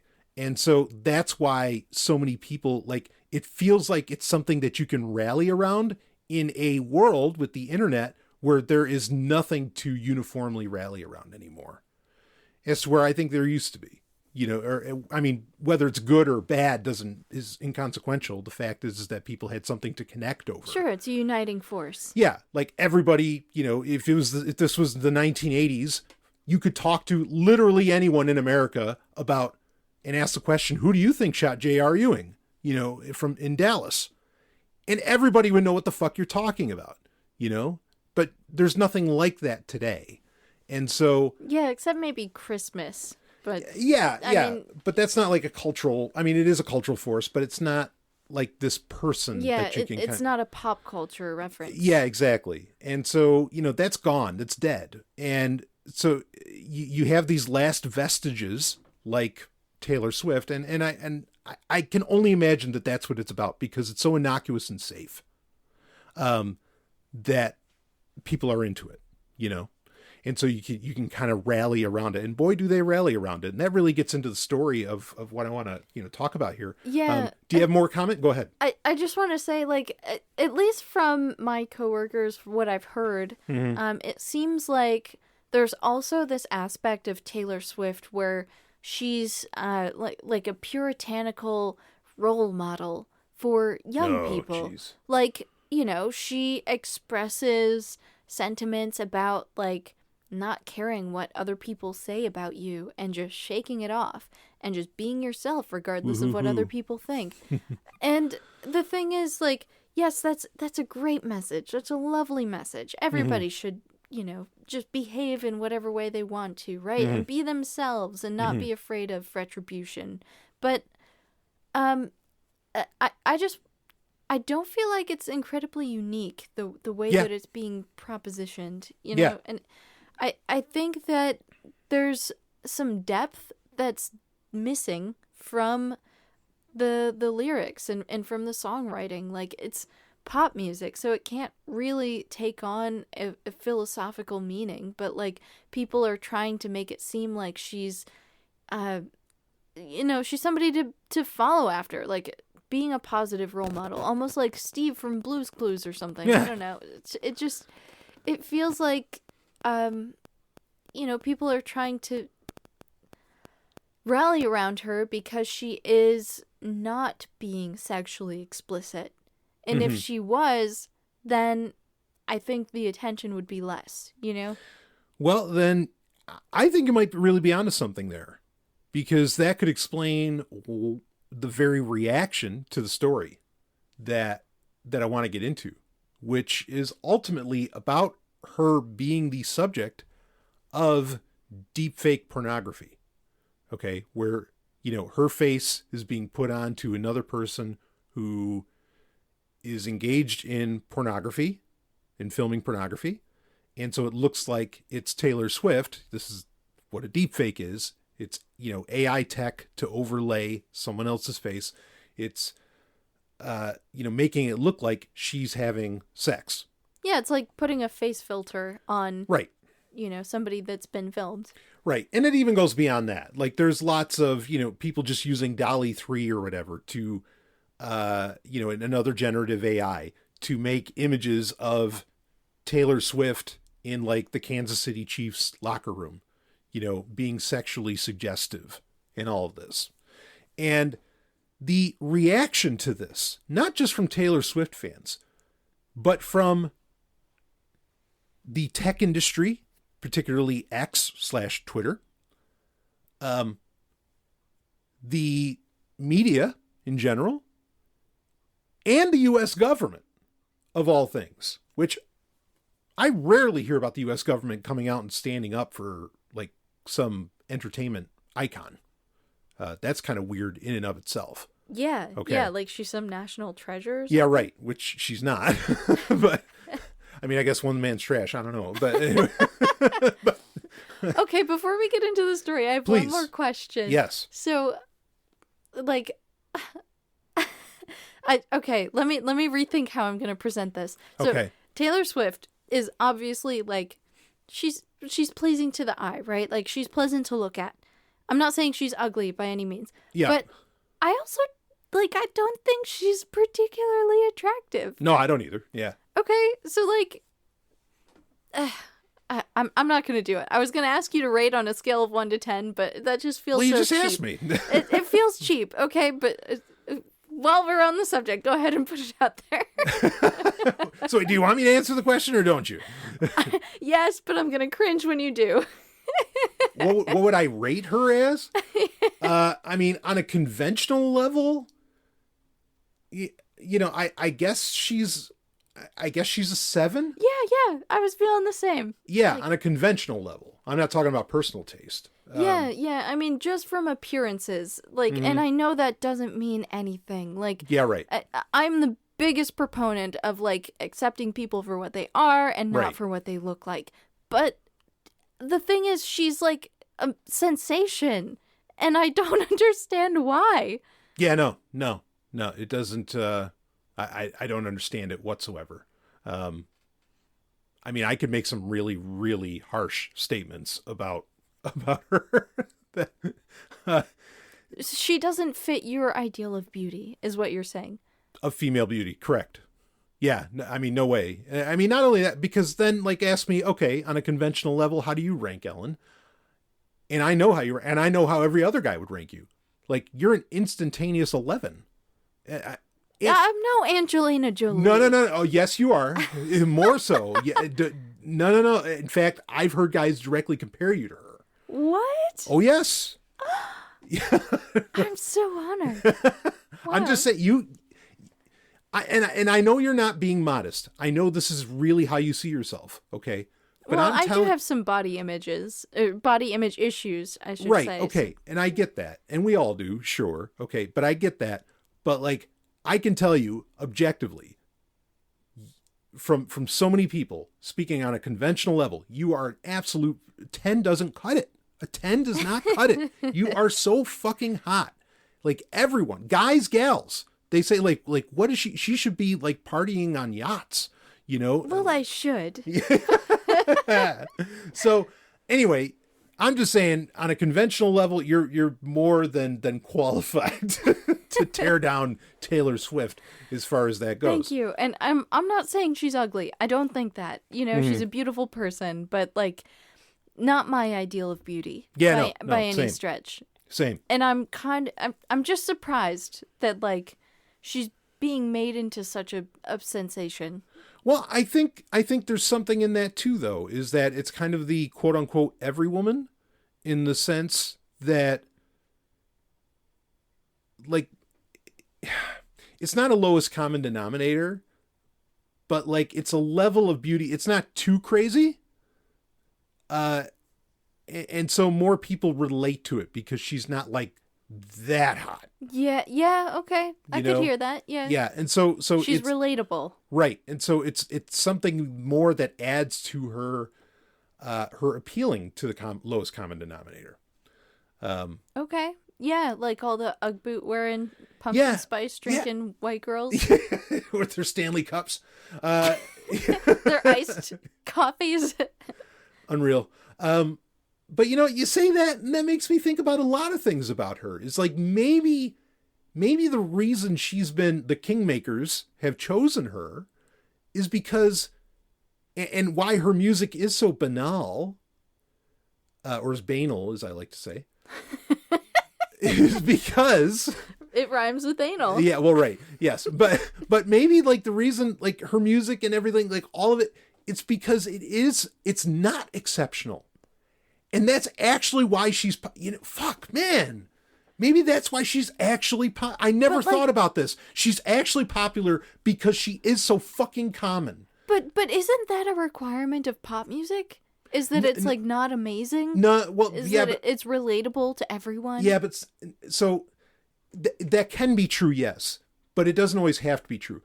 What you do is you can still be exceptional. You just sing about common things. Like love and whatever. I mean, most pop songs are about love. Yeah, of course. But because, again, Celine Dion, one of the biggest selling artists of all time. But when she sings about love, it's like transcendental. Well, but that's my point. Is there's nothing common about that woman. No. Like not a goddamn thing. And so... And she is a national treasure. Yeah. Oh, yeah. Oh, for she's Canada? Right. Yeah. And for the planet, frankly. But that's the thing is...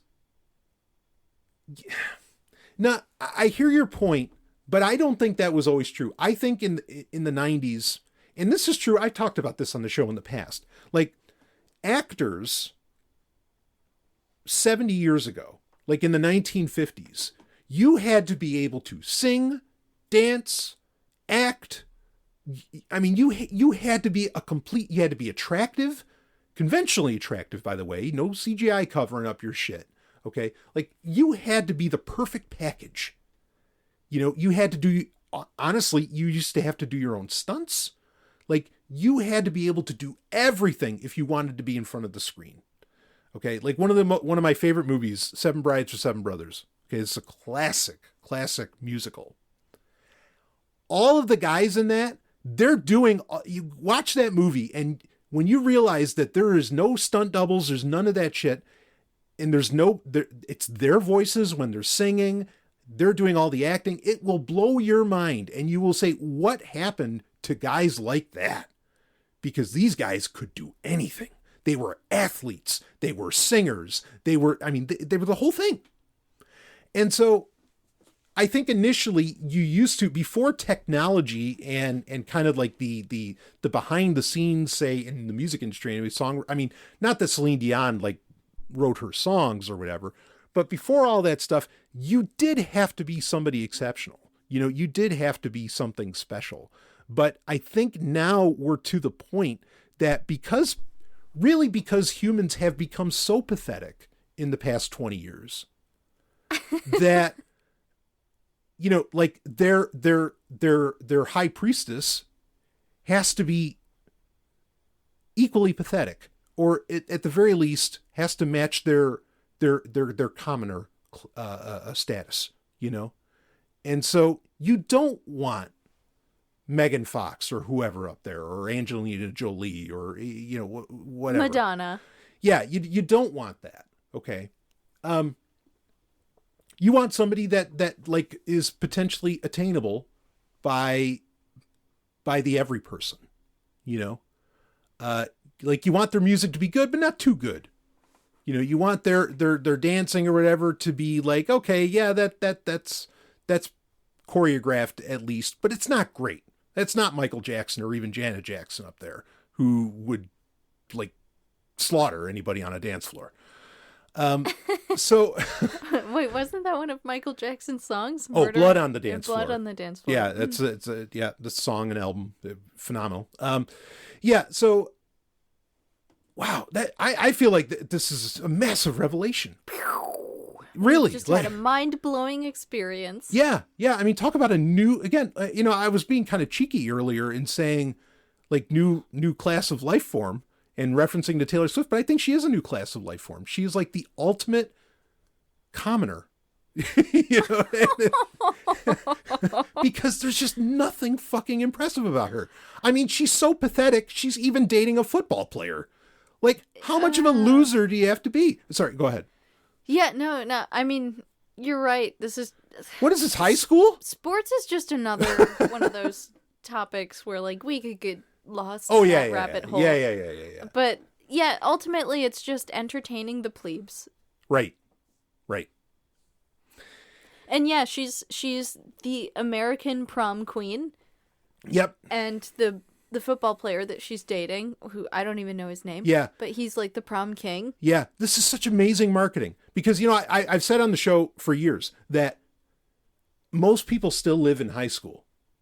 Okay, in the Western world. Most people still live in high school. Like, they still have a high school mentality. I don't care if they're 50 or 60 or 40 or whatever. They still live in high school. And, like, here she is appealing to the fucking high school mentality by dating the football player. This is... Oh, man. All right, before I pull my talisman and start warding off the name Taylor Swift, can we read the story? Yes. No, let's do it. Thank All right. you. Sorry. This is just such a revelation. Okay. We have to purge ourselves of Yes. this evil. All right, let's do it. So here's from The Guardian. I'm not going to read the whole thing. It's a very long story, and it gets into a whole bunch of nonsense. Okay, but we'll get in the high notes here, and there's some points, some quotes that they pulled that I think are interesting. But anyway, this is from The Guardian. It's from January 31st, 2024, so pretty fresh, by Amin Sainer. It's up to debate. But here we go. Inside the Taylor Swift deepfake scandal. Quote, it's men telling a powerful woman to get back in her box. End quote. No. So who said that? We'll get into it in the story, who makes this point. But here, I'll read the subheader. AI-generated porn fueled by misogyny is flooding the internet, with Taylor Swift the latest high-profile casualty. Fueled by misogyny? Fueled by misogyny. Wait, how did they know that? Yeah, right. How do they know it's not just some guy that's like, oh, I love Taylor Swift? Right! Right? No, I know, yeah. It could just be some horny dude that's like, I want to see what Taylor Swift looks like naked. Yeah, I mean, like... To anyone, this should be so instantaneous. Like, how is this any fucking different than me writing, sexy erotic fan fiction about Uhura when I was like 16? Like, what's the difference? You know what I mean? But yeah. Anyway, I mean, let's keep going. But you're totally on. Like, the idea that this is misogyny, it's like, oh, wait a minute. Like, I've done this kind of shit before, and I was venerating, not hating, but okay, Yeah, unless somebody made it and they put it out and they were like, Taylor Swift needs to get back in her box. She's too powerful. Yeah, yeah. Like I'm trying to figure. Did somebody actually say that? Yeah. Did somebody come out and say, "I hate you. Here's a deep fake porn of you." I hope this ruins your career, Taylor. Yeah. No, like I don't think that's exactly how it worked out. No, I'm pretty sure some guy was just like, too bad she doesn't actually make porn. Yeah, right. So, okay, well, let's keep reading. Okay. So to finish off the headline or the byline, victims say social media platforms are failing to take it down. Will they now start taking it seriously? Oh boy. Here we go. For almost a whole day last week, and again, we're talking January 2024, deepfake pornographic images of Taylor Swift rapidly spread through X. The social media platform, formerly Twitter, was so slow to react that one image racked up 47 million views before it was taken down. It was largely Swift's fans who mobilized and mass reported the images, and there was a sense of public anger and even the White House calling it, quote unquote, alarming. Wow. Yeah. X eventually removed the images and blocked searches to the pop star's name on Sunday evening. For women who have been victims of the creation and sharing of non-consensual deepfake pornography, the events of the past week will have been a horrible reminder of their own abuse, even if they may also hope that the spotlight will force legislators into action. But because the pictures were removed, Swift's experience is far from the norm. Most victims, even those who are famous, are less fortunate. The 17-year-old Marvel actor, this is terrible, I'm going to say X Gomez, I'm sorry, I don't know how to pronounce her first name, spoke this month about X failing, the platform, failing to remove pornographic deepfakes of her. This has nothing to do with me, and yet it's on here with my face, she said. Noelle Martin is a survivor of image-based abuse, a term that covers the sharing of non-consensual sexual images and explicit deepfakes. She first discovered her face was being used in pornographic content 11 years ago. Quote, "Everyday women like me will not have millions of people working to protect us and to help take down the content, and we won't have the benefit of big tech companies where this is facilitated responding to the abuse," end quote, she says. Martin, an activist and researcher at the Tech and Policy Lab at the University of Western Australia, says that at first it was doctored pictures of her, but in the past few years, as generative AI has boomed, it has been videos, which are mostly shared on pornographic sites. Quote, "It is sickening, shocking. I try not to look at it. If I do come across it, it's just ... end quote." She pauses. Quote, "I don't even know how to describe it. Just a wash of pain, really," end quote. Even if the images aren't particularly realistic, quote, "it's still enough to cause irreparable harm to a person," end quote, she says. And good luck trying to take the images or trying to get the images removed from the internet. Quote, "Takedown and removal is a futile process. It's an uphill battle, and you can never guarantee its complete removal once something's out there," end quote. "It affects everything," she says, quote, "from your employability to your future earning capacity to your relationships. It's an inescapable form of abuse that has consequences that operate in perpetuity," end quote. Martin has said to mention it at has had to mention it at job interviews. Quote, "It's something that you have to talk about on first dates. It infringes upon every aspect of your life," end quote. I want to pause on that. Like, First of all, it's horrible what she's experiencing. Sure. And we want to empathize with that. Yes. Right? 100%. Thank you for saying that. Like, totally. Okay. Because I get it that there are people who, this is very important or like, this is very damaging. Like, I get that. I get the point that it's very damaging in all this. Okay. I'm trying to understand, like, with the case of Martin here, the part that I'm trying to grok is she's had to like talk about it at job interviews. So like, she's not a celebrity unless I'm misunderstanding and I don't know something about her here.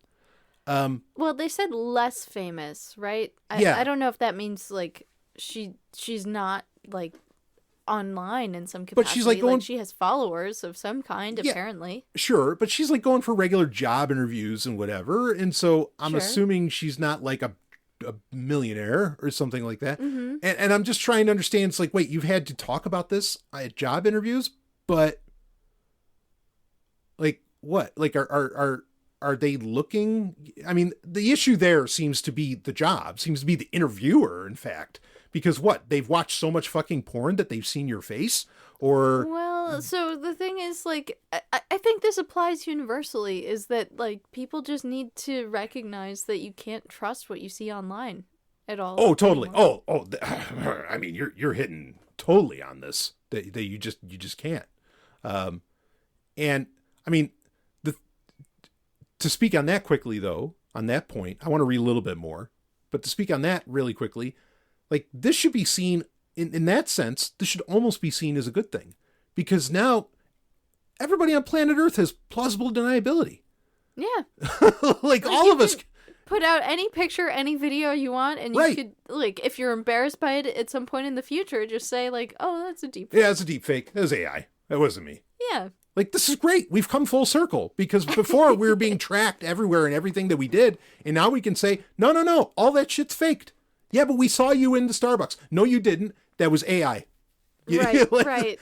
I mean, this is awesome. Okay, so Once you reach a certain level of resources and technology, I imagine that there's a way to distinguish genuine from faked videos or photos, right? Yeah, there are attempts at doing that. Like yes. you can analyze the pixels, right? Right. I've seen this on CSI before. Sure. Sure. So I think, there are ways to determine if something's genuine or not, but like you have to have the resources and time to solve that, and like regular employers aren't going to do that. Most people don't have that. No. Yeah. So I'm just saying this is almost we almost live in a world where you could potentially live a carte blanche life and just say to like everything that, no, that wasn't me. Sorry, that wasn't me. It wasn't me. Anyway. Yeah, I don't get that one necessarily with like the job interviews. Again, like you said, first and foremost, empathize totally. But like, I feel like there's another issue here. And the other issue is, wait, how the hell do the employers know about this? Well, so the thing is, like, you could just Google search someone's name and maybe those images could pop up. Mm-hmm. Yeah, I guess. And then maybe she has to like explain it away. Mm-hmm. Yeah, well, that speaks to, there's still a much larger issue. I'm sure we'll get into it here shortly, but I'll keep reading a bit. So right on. Okay. Even if the, let's see, it said even if the images aren't particularly realistic, we already read that. Okay, here we go. When the campaigner and writer Laura Bates published her book, Men Who Hate Women, an investigation into the cesspits of online misogyny, men would send her images that made it look as if Bates was performing, quote, all kinds of sex acts, including individuals who sent me images of myself, changed to make it look like I was giving them oral sex, end quote. It's hard for people to understand the impact, she says, even when you know it's not real. Quote, there's something really visceral about seeing an incredibly hyper-realistic image of yourself in somebody's extreme misogynistic fantasy of you. There's something really degrading about that, very humiliating. It stays with you, end quote. And that image can be shared with potentially millions of people, she adds. Okay. I want to touch on that for a second. Like, okay, here is a case, yes, where this is men sending shit out of hate. Got it. Yeah, that was Right. pretty clear. Yeah. That she was gathering research for a book about misogyny, and Yeah. then there were men that were like, well, fuck you, Right. because they didn't want their misogyny explored. Right. And are there cesspools of online misogyny? 100%. Oh, hell yeah. Like, of course Yeah. there are. Just like there's every other horrible thing. You're like, yes, it's absolutely a fact. Okay, so Yeah, this is real. yeah. So empathy and open hearts here. Okay, like no debate on that. All right, and that again, that's happening out of hate, and that's terrible. Like even just it's not even, no matter how hyper realistic the images are or whatever, the intent of the action is deplorable on its own and absolutely affecting to the person, to the victim. Like I'm with that. Okay. So no debates there. I think the tragic thing, though, is that she is receiving this in such a negative way. Mm-hmm. Like, she said that it's painful, that it's shocking, that, it's uncomfortable. Sure. And, like, I guess to some extent I can empathize with that. But at the same time, like, if you know it's not real and you can truthfully say to the rest of the world, like, this isn't me, why not just dissociate your emotions from it at that point? Like, clearly it's the act of somebody else. It's not something that you willfully did, and they're not like forcing you to do it, even though it kind of looks like that. Anyway, like it's fake. The point is, it's fake. Yeah. Like, why invest your emotions in it? Yeah. I hear that. I'm not. Like, if somebody made a deep fake of me, I think I'd just find it kind of funny. I'd be like, oh, that's okay. Mm-hmm, mm-hmm. Yeah. I mean, I think right, and I think, and I like your attitude on that. I can imagine that for some people, speaking of body image issues, like it exacerbates them, and so when there's already like, and I'm not talking about negative psychological issues. I'm just saying there's already psychological proclivities. It can compound on that. Again, I kind of get that. Same deal. I would be like, oh, okay, like that wasn't me. So fuck it. Yeah. I mean, like, what are you going to say or do to me? over Right. this. Like, it clearly is just not me. Yeah. Yeah. Exactly. So what effect can it have on me? Exactly. And, like, other people might not perceive it as that. Like, if other people see it and they think it's real, yeah, that could be shocking to them. Yep. Like, I remember when I was in high school, at one point I was outside with my boyfriend at the time, and we were, like, kissing in the trails. There were trails around the school that were used for cross-country running, and we were outside sitting together kissing. Somebody ran by. And then the next day, I had people asking me if I was having sex in the woods. And I'm like, no, we weren't having sex. We were just, like, making out. Yeah. But still, it's kind of funny that, like, people thought that. Because it wasn't the reality of the situation. Yeah, yeah. And, like, I think if people really care, they will ask you, was this real? Like, if somebody doesn't, if they're not invested, they're not going to find out if it's truthful or not, right? Yeah, and I don't like the point that she makes, or that's made, that, oh, and this could go out to millions of people. Millions of people don't know who you are. Yeah, exactly. The people that do know who you are will probably ask if it's that shocking. Yeah. All right, I want to keep reading a bit, Sure. and then we can just deep dive. Okay, so here we go. Deepfake pornographic images and videos are, says Bates, quote, extremely or absolutely circulated within extremist misogynistic communities, end quote. What was particularly notable about the Swift abuse was, quote, just how far they were allowed to circulate on mainstream social media platforms as well. Even when they then take action and claim to be shutting it down, by that point, those images have spread across so many other thousands of forums and websites, end quote. A 2019 study from the cybersecurity company DeepTrace found that 96% of online deepfake video content was of non-consensual pornography. When the vast majority, and when they say non-consensual pornography, I don't think they're saying rape.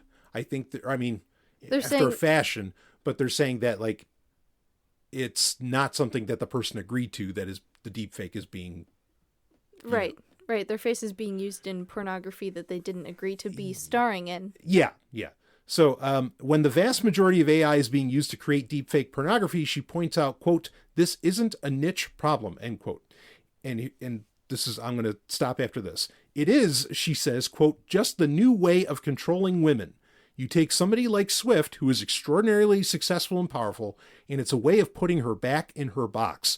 It's a way of saying to any woman, it doesn't matter who you are, how powerful you are, we can reduce you to a sex object, and there's nothing you can do about it, end quote. In that way, it's nothing new, says Bates, quote, but it's the facilitated spread of this particular form of virulent misogyny that should worry us, and how normalized and accepted it is, end quote. Okay, now here's what I want to stop on, and it's this point. In that way, it's nothing new. So here's this woman who, again, full empathy that she's had to experience this, okay? But she's admitting there's nothing new about this. In many ways, this is a tale as old as time. Like, there's none of this is really different, other than the amount of people maybe that it could spread to is somehow, different. But again, like we talked about just a few minutes ago, but millions of people don't usually know who you are, unless you are like a Taylor Swift. Okay, you are that level of celebrity. It's a bit different. Okay. Yeah, because millions of people will see it, and even if X had taken down those images earlier, that image still would have spread. Yeah, you can't stop it. Nope. Yeah, with the internet, people don't get it. You don't control the internet.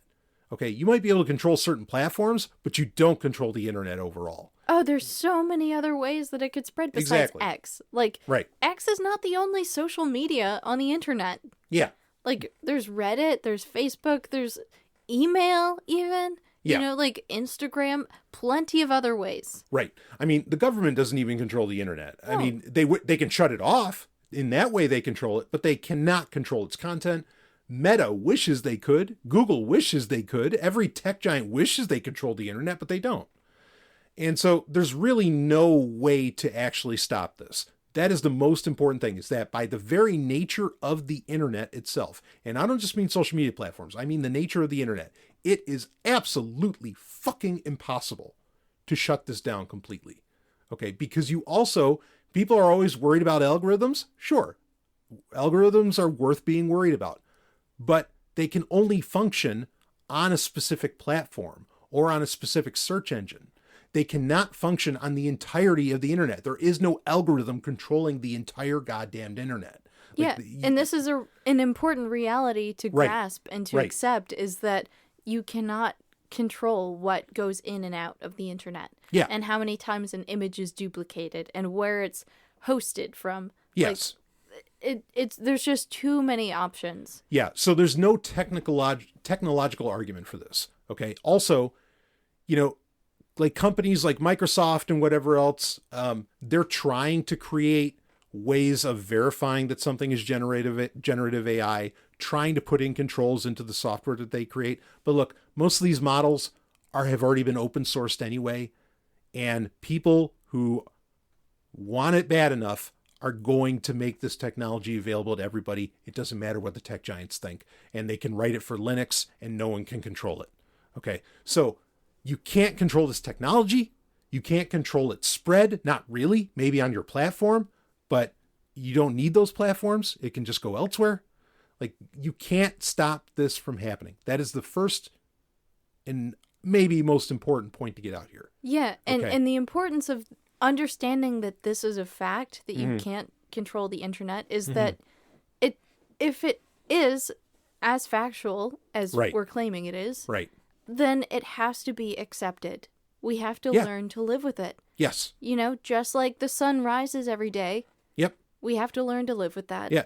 This is how it is. Yep. It's Pandora's box. It's not good. It's not bad. It's just the internet. Yeah. And it's just that it's delusional. Any delusional concept of controlling the software, of controlling generative AI, like limiting that is insane. Like, no, you can't. Again, someone will just open source it, or someone will write it for themselves or whatever. You cannot control software either, as much as you can't control the internet. Someone, life finds a way as far as that goes. Okay? Right. So get that. So now what people are doing is they want legislation. So they're going for legislation on this. All right. So let's talk about that legislation, and then maybe we can get into some of the ethics on this. But with legislation, what are they going to do? Criminalize the creation of these deep fakes? This is okay. So, like in the United States, you have a certain right to privacy, or at least there's like a concept of that.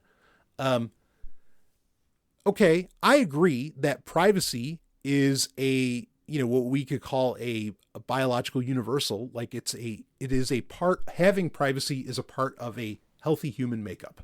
Okay. Yeah, it's something that we all want at one point or another in our lives. Sure, and it's a good thing to have, because if you're constantly being watched, you know it, and your body reacts negatively to that, psychologically as well as physically. Okay. Or differently. Yeah, or differently.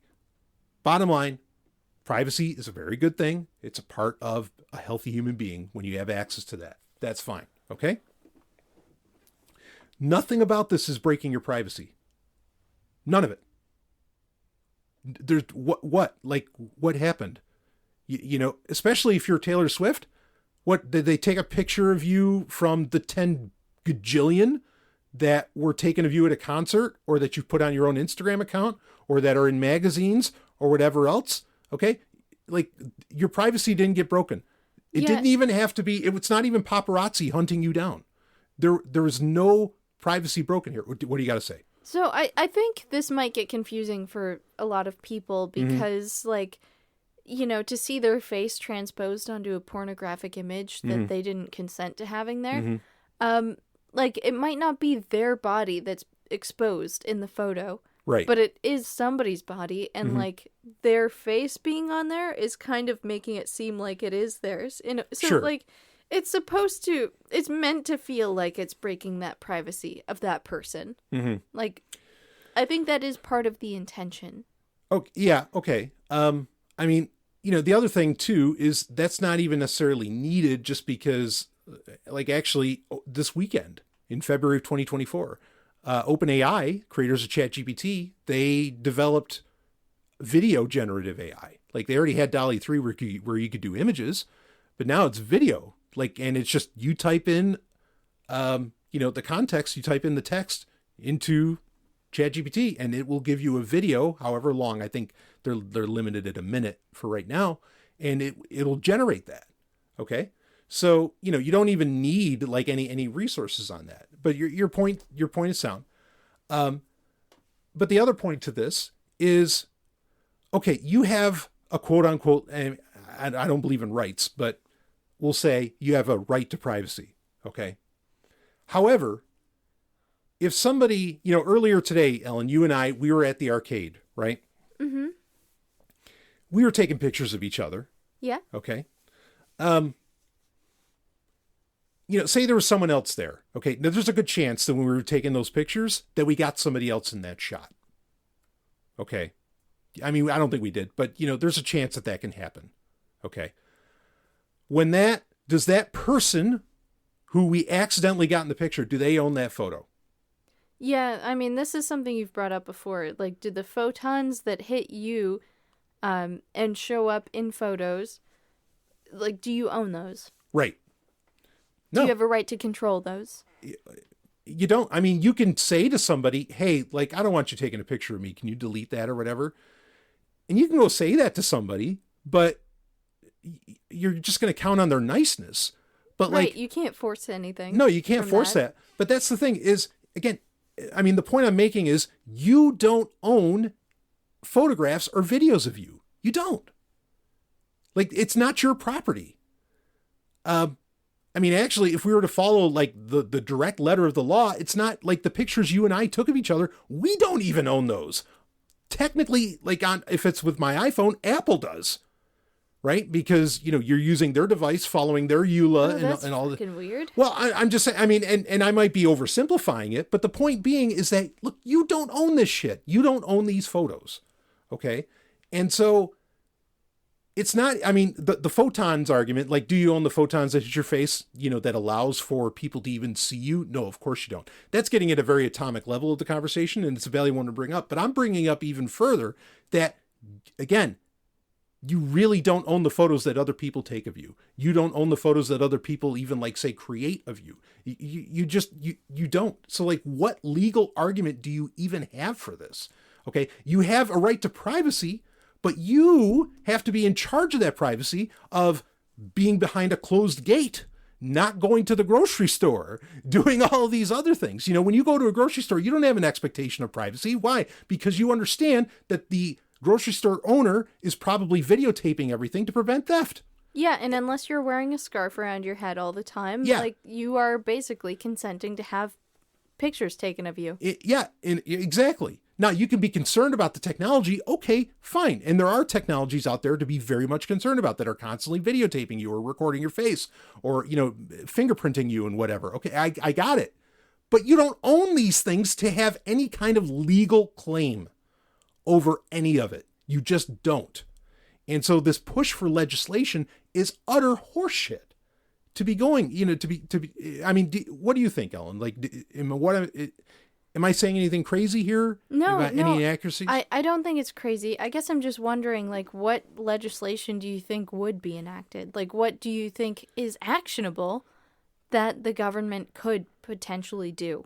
Yeah, I think what they're probably going to, like, and I still want to get into the ethical argument, but I think that where they're probably going to go is they want watermarking on generative AI software to try and prove that it's generative AI very easily so people know.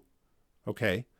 And then effectively, like, some kind of controls with social media, to where it can be taken down very quickly, or there's some kind of algorithmic control, or there are teams in place hired by the social media companies that are constantly looking out for this stuff, and can respond to requests from specific individuals. Now, I mean, like, porn sites, I know porn sites have these teams where they have to respond to when there's a request to, hey, take that down, but you have to go through a whole process around that. You have to prove that you're the person who's in the video. Okay. And it takes time. It's not something that just instantly happens, So I think that's the direction they're going. Do you have any other questions on that? I guess I'm just wondering, like how would they enact that? Because Oh, I think there's probably too many people, yeah, out there that this has happened to, yeah. and they wouldn't be able to hire enough people to keep up with all of those requests. Yeah, no, I agree. It's not going to work. It's it's going to be theater. Like it's quote unquote, it's privacy theater or security theater, because they really can't do it.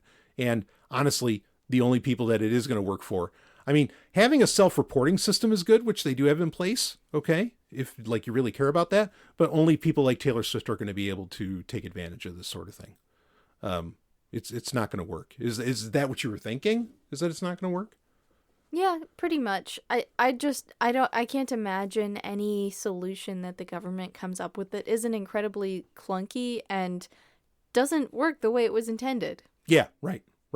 If anything, it's just going to somehow protect the powerful, the elite, in court somehow from this. Like, really, I think that's probably what they're going for here. Oh yeah, it's going to remove liability from Yeah. whatever websites do distribute this, deep fake Yeah. imagery. Because I can imagine politicians are probably terrified. Yeah. Because, okay, just make videos of whatever governor, being in an orgy or something, and it's not real, it's not true, but like damage done, so they're probably freaking the fuck out. Actually, it probably is true and real, but, and they're hanging out with like Jeff Epstein or something. But regardless, okay. I was literally just thinking the same thing because Yeah. I saw this video of Donald Trump dancing with Jeff Epstein recently, and I was like, oh, I bet that's real and not a Yeah. deep fake. Yeah. So there again, anything they come up with is going to be ineffectual and is probably just there to protect their own ass and the asses of their friends. Okay. It has nothing to do with the everyday person. Okay. So that said, okay, I kind of want to get into sort of the ethical aspects of this. And again, to Laura Bates' point that I agree with, none of this is ultimately new. None of this, like... Was she saying the misogyny wasn't new? That's what I heard when you were reading this story. Yeah, I took it, that I think she meant the misogyny but the way that the misogyny is being expressed. Okay. In sexual terms. Right. Yeah. That this is nothing new, this kind of process. Okay. But this is the thing. Yeah, she's not wrong. Okay. And this has been done forever. It's just the technology wasn't as easy and it wasn't as good. I remember in the 90s being not even on the big bad internet, going on to BBS's bulletin board systems, and there would be images of fake celebrity nudes, where they would like put, like somebody would Photoshop some celebrity gal's face onto a Playboy model or something. Sure. This is wildly common. Fake nudes. Like everybody knows that these things existed.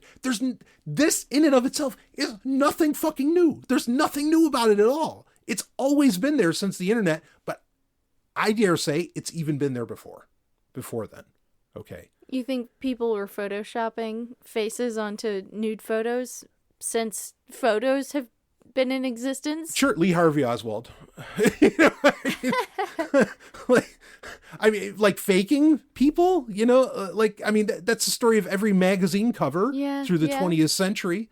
Okay. So there's been that. Not only that, but also it was happening before then. What you draw, like, go back a few hundred years and you have popes and other like political figures and kings and queens who are drawn in like these very unflattering ways and insulting ways. Yeah, or even, signatures. Signatures can be faked, which is why people had their own like wax seal that they, is like a ring that was specific to them. Yeah. So, there are ways that people have tried to prove that their identity is genuine throughout history. Yeah.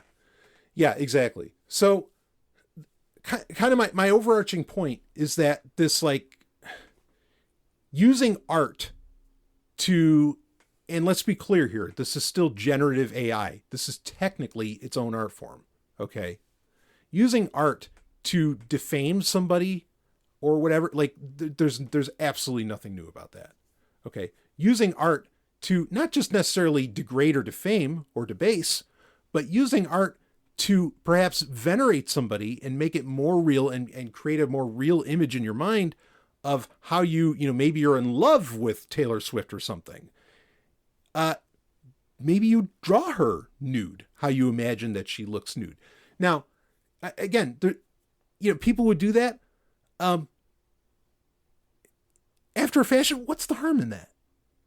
Like, who cares? And if you shared that art, who cares? I think there's always going to be people that will say, like, anytime you look at a woman as a sex object, that's misogyny. Sure. And I think those people just don't have the mindset of, like, sex is liberating and sex is self-expression. Yes. It's just a difference of mindset and, like, how the message is received, like we were talking about earlier. Yeah. Let's put a pin on that, because I want to get right back to your point, because you're hitting at so much of this. Okay. Because the last thing, that I want to get out there on this point is, people, have written fan fiction forever. Like I said earlier, of their favorite characters, actors, actresses, whatever, in sexual acts. I'm pretty sure William Shatner and Leonard Nimoy are not actually gay. It's fine if they are. Fantastic. Okay. But like slash fiction, that them being written as lovers all the time. So what, like, okay, somebody had that fantasy and they wrote it out. Just in the overall abstract, I don't see where these things are different. I don't see where the deep fake is different than the fantasy that you have, whether you write it out, draw it, Photoshop it, keep it in your mental spank bank, or what. I don't understand what the difference is.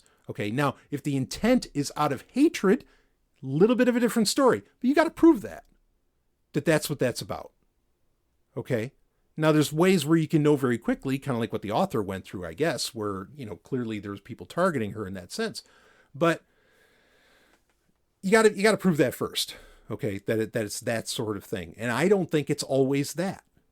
All right? Like if I was 16, hell, if I was 20 and I had great video deepfake software and like I could make where certain characters in my favorite science fiction shows or something were doing shit, I'd be doing that. Do I mean to harm them in any way out of that? No. Like, I love your characters and I want to see the whole human experience. I want to know that you're having sex, and that you're not like a bunch of prudes aboard the starship or something, right? It's a beautiful thing. It's a celebration. It's the exact opposite of hate. Would you do something like that, do you think, Ellen? Maybe. You would. Right, exactly. And that's okay. Like there's nothing wrong with that. But that gets to the point that you made so well. Okay, and I want you to be able to expand on it too. Is the real issue here is, why the fuck is a naked body? Why the fuck is sex a problem? Why are these things seen as bad? Is that what you were saying earlier? Go ahead and expand on that if you want.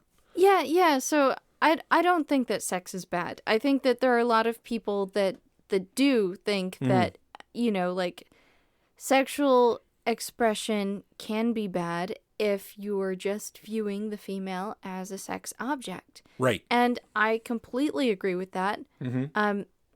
I don't think that necessarily, like, would be a problem, except that we have the pornography industry, except that we have Hollywood and the music industry, and media that do, spread a lot of this content that just sexualizes women as objects and creates these unfair beauty standards and gives people these, body image issues. Like, right. This is, it's not just misogyny. It's a lot worse than that, honestly. But the thing is, like, it's not always that. And, like, it just depends on I think the problem here is how the people who are starred in these deep fake images, how they really feel. Like, do they feel confident in their sexuality? Do they feel confident in themselves, in their ability to, define their own reality? Or are they letting other people define reality for them? And, like, if you have a really strong sense of self, if you are confident in who you are and what your life is, yes, I think it's easy enough to just say, like, yes, there's these deep fake images of, like me performing sex acts online, but that's not really me. And I'm not going to let that affect how I view myself. And I don't care if other people see that. Right. But I think that's kind of, most people aren't there yet. And that's okay. I just think that it's going to be a challenge for people to evolve to that point. Yes. Yeah, I think that's, yeah, I'm with you. And it's really sad because in one sense, like, in a way, and look, I hate to say this because, all right, I'm a guy and I know that dick is abundant and low value, right? Okay. So Sure. So this Depends isn't on exactly who you ask. right. Yeah, fair. Thank you. So anyway, but like, this isn't so much necessarily an issue for guys, I don't imagine. And I think a lot of guys, or at least more guys, would be like, yeah, I don't care. Like, show me, like, awesome. Because men are taught to be, like, proud of their bodies, right? Right. And proud of your sexual conquests and all these other things. So it's kind of, it's upside down. It's the opposite in many ways. So you think if women were taught to be, like, proud of their sexuality, that it would be different? Well, yes. What I was going to say, and again, I'm recognizing that I am a man and that I may see these things differently and may have been culturally conditioned differently on this. Okay. But I do think that this is a fact that sex is a liberating action. And it's a beautiful thing. When it's done out of love. Yeah, when it's done out of love. But like, we should be, I hate to use the word should, okay? But we should be like, oh, like if somebody, like okay, I'm just going to make an example. If somebody made a deep fake of you and I having sex, my immediate response would be, oh no, you haven't seen anything, baby. Let me show you how we have sex. And I would make that video and I'd post it and say, here you go. There's the genuine article. And that's the response. Like, in my opinion, is, okay, oh, you don't like how you're being presented? Then fucking show them how you're presented. You show them how it's done. You show them what you're about. And honestly, people who don't respond that way, I think that can often come out of a degree of fear. I'm not going to psychologize, pathologize. I don't want to get into that, okay, necessarily. But that should be the response. And if you're so fucking powerful and you can command the government even, like Taylor Swift apparently, okay, then in my opinion, you don't have anything to fear. Fucking show them. Shut their mouths. Put it out there. And like, own their asses on it, and say, you think you're bad? I'll show you bad. Anyway, sorry, please go ahead. Yeah, so the fear is real for most people. Like, we were talking about earlier, most people have to apply for jobs and get past their employers and make money. And, like, yeah, a lot of money depends on your public, perception, your public persona. Yeah. No, and that's fair, and I get that. And the world just isn't ready for that amount of truth. No, it's not. Like, when you go to a job interview, handing in your resume and, like, your CV, you don't also want to be like, and here's what I look like naked, just in case you were wondering. Here's a photo of I think me. that'd be so helpful, though. It's like, well, here, it's like, look, let's get it out in the open. Yeah, before exactly. You go look online. Yeah, just have that real honesty. But I mean, I know that you're 100% right, and I know this, that the issue is, as a species, we're just not evolved enough. Or actually, we've de-evolved. We have, yeah. Because at one point, we were walking around naked. And everyone was fine with it. Yeah, and everyone was fucking and what in the tribe and whatever. And, I mean, there's a reason that moans evolved the way they did and, whatever. I mean, maybe, okay?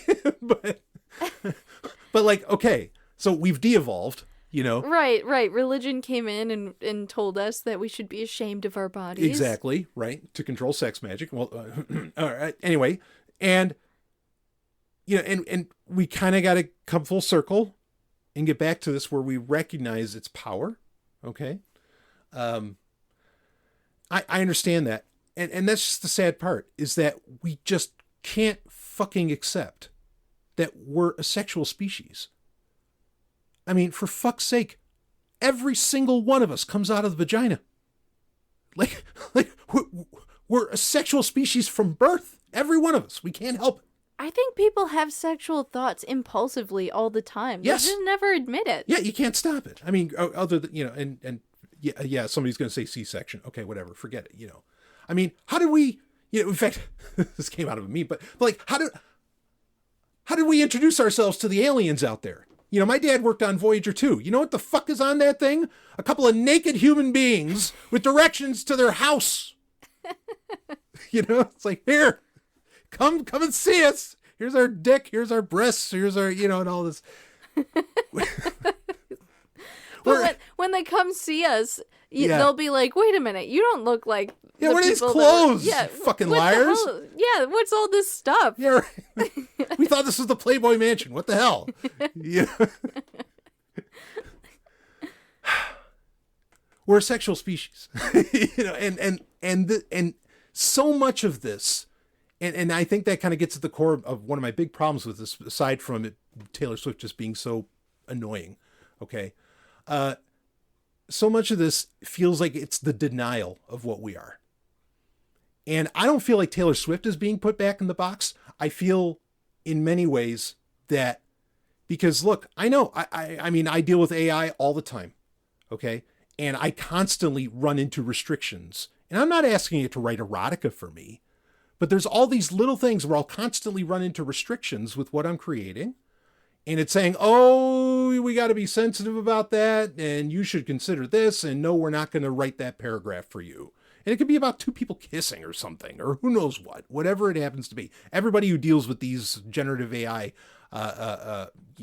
they know, where these limitations come in.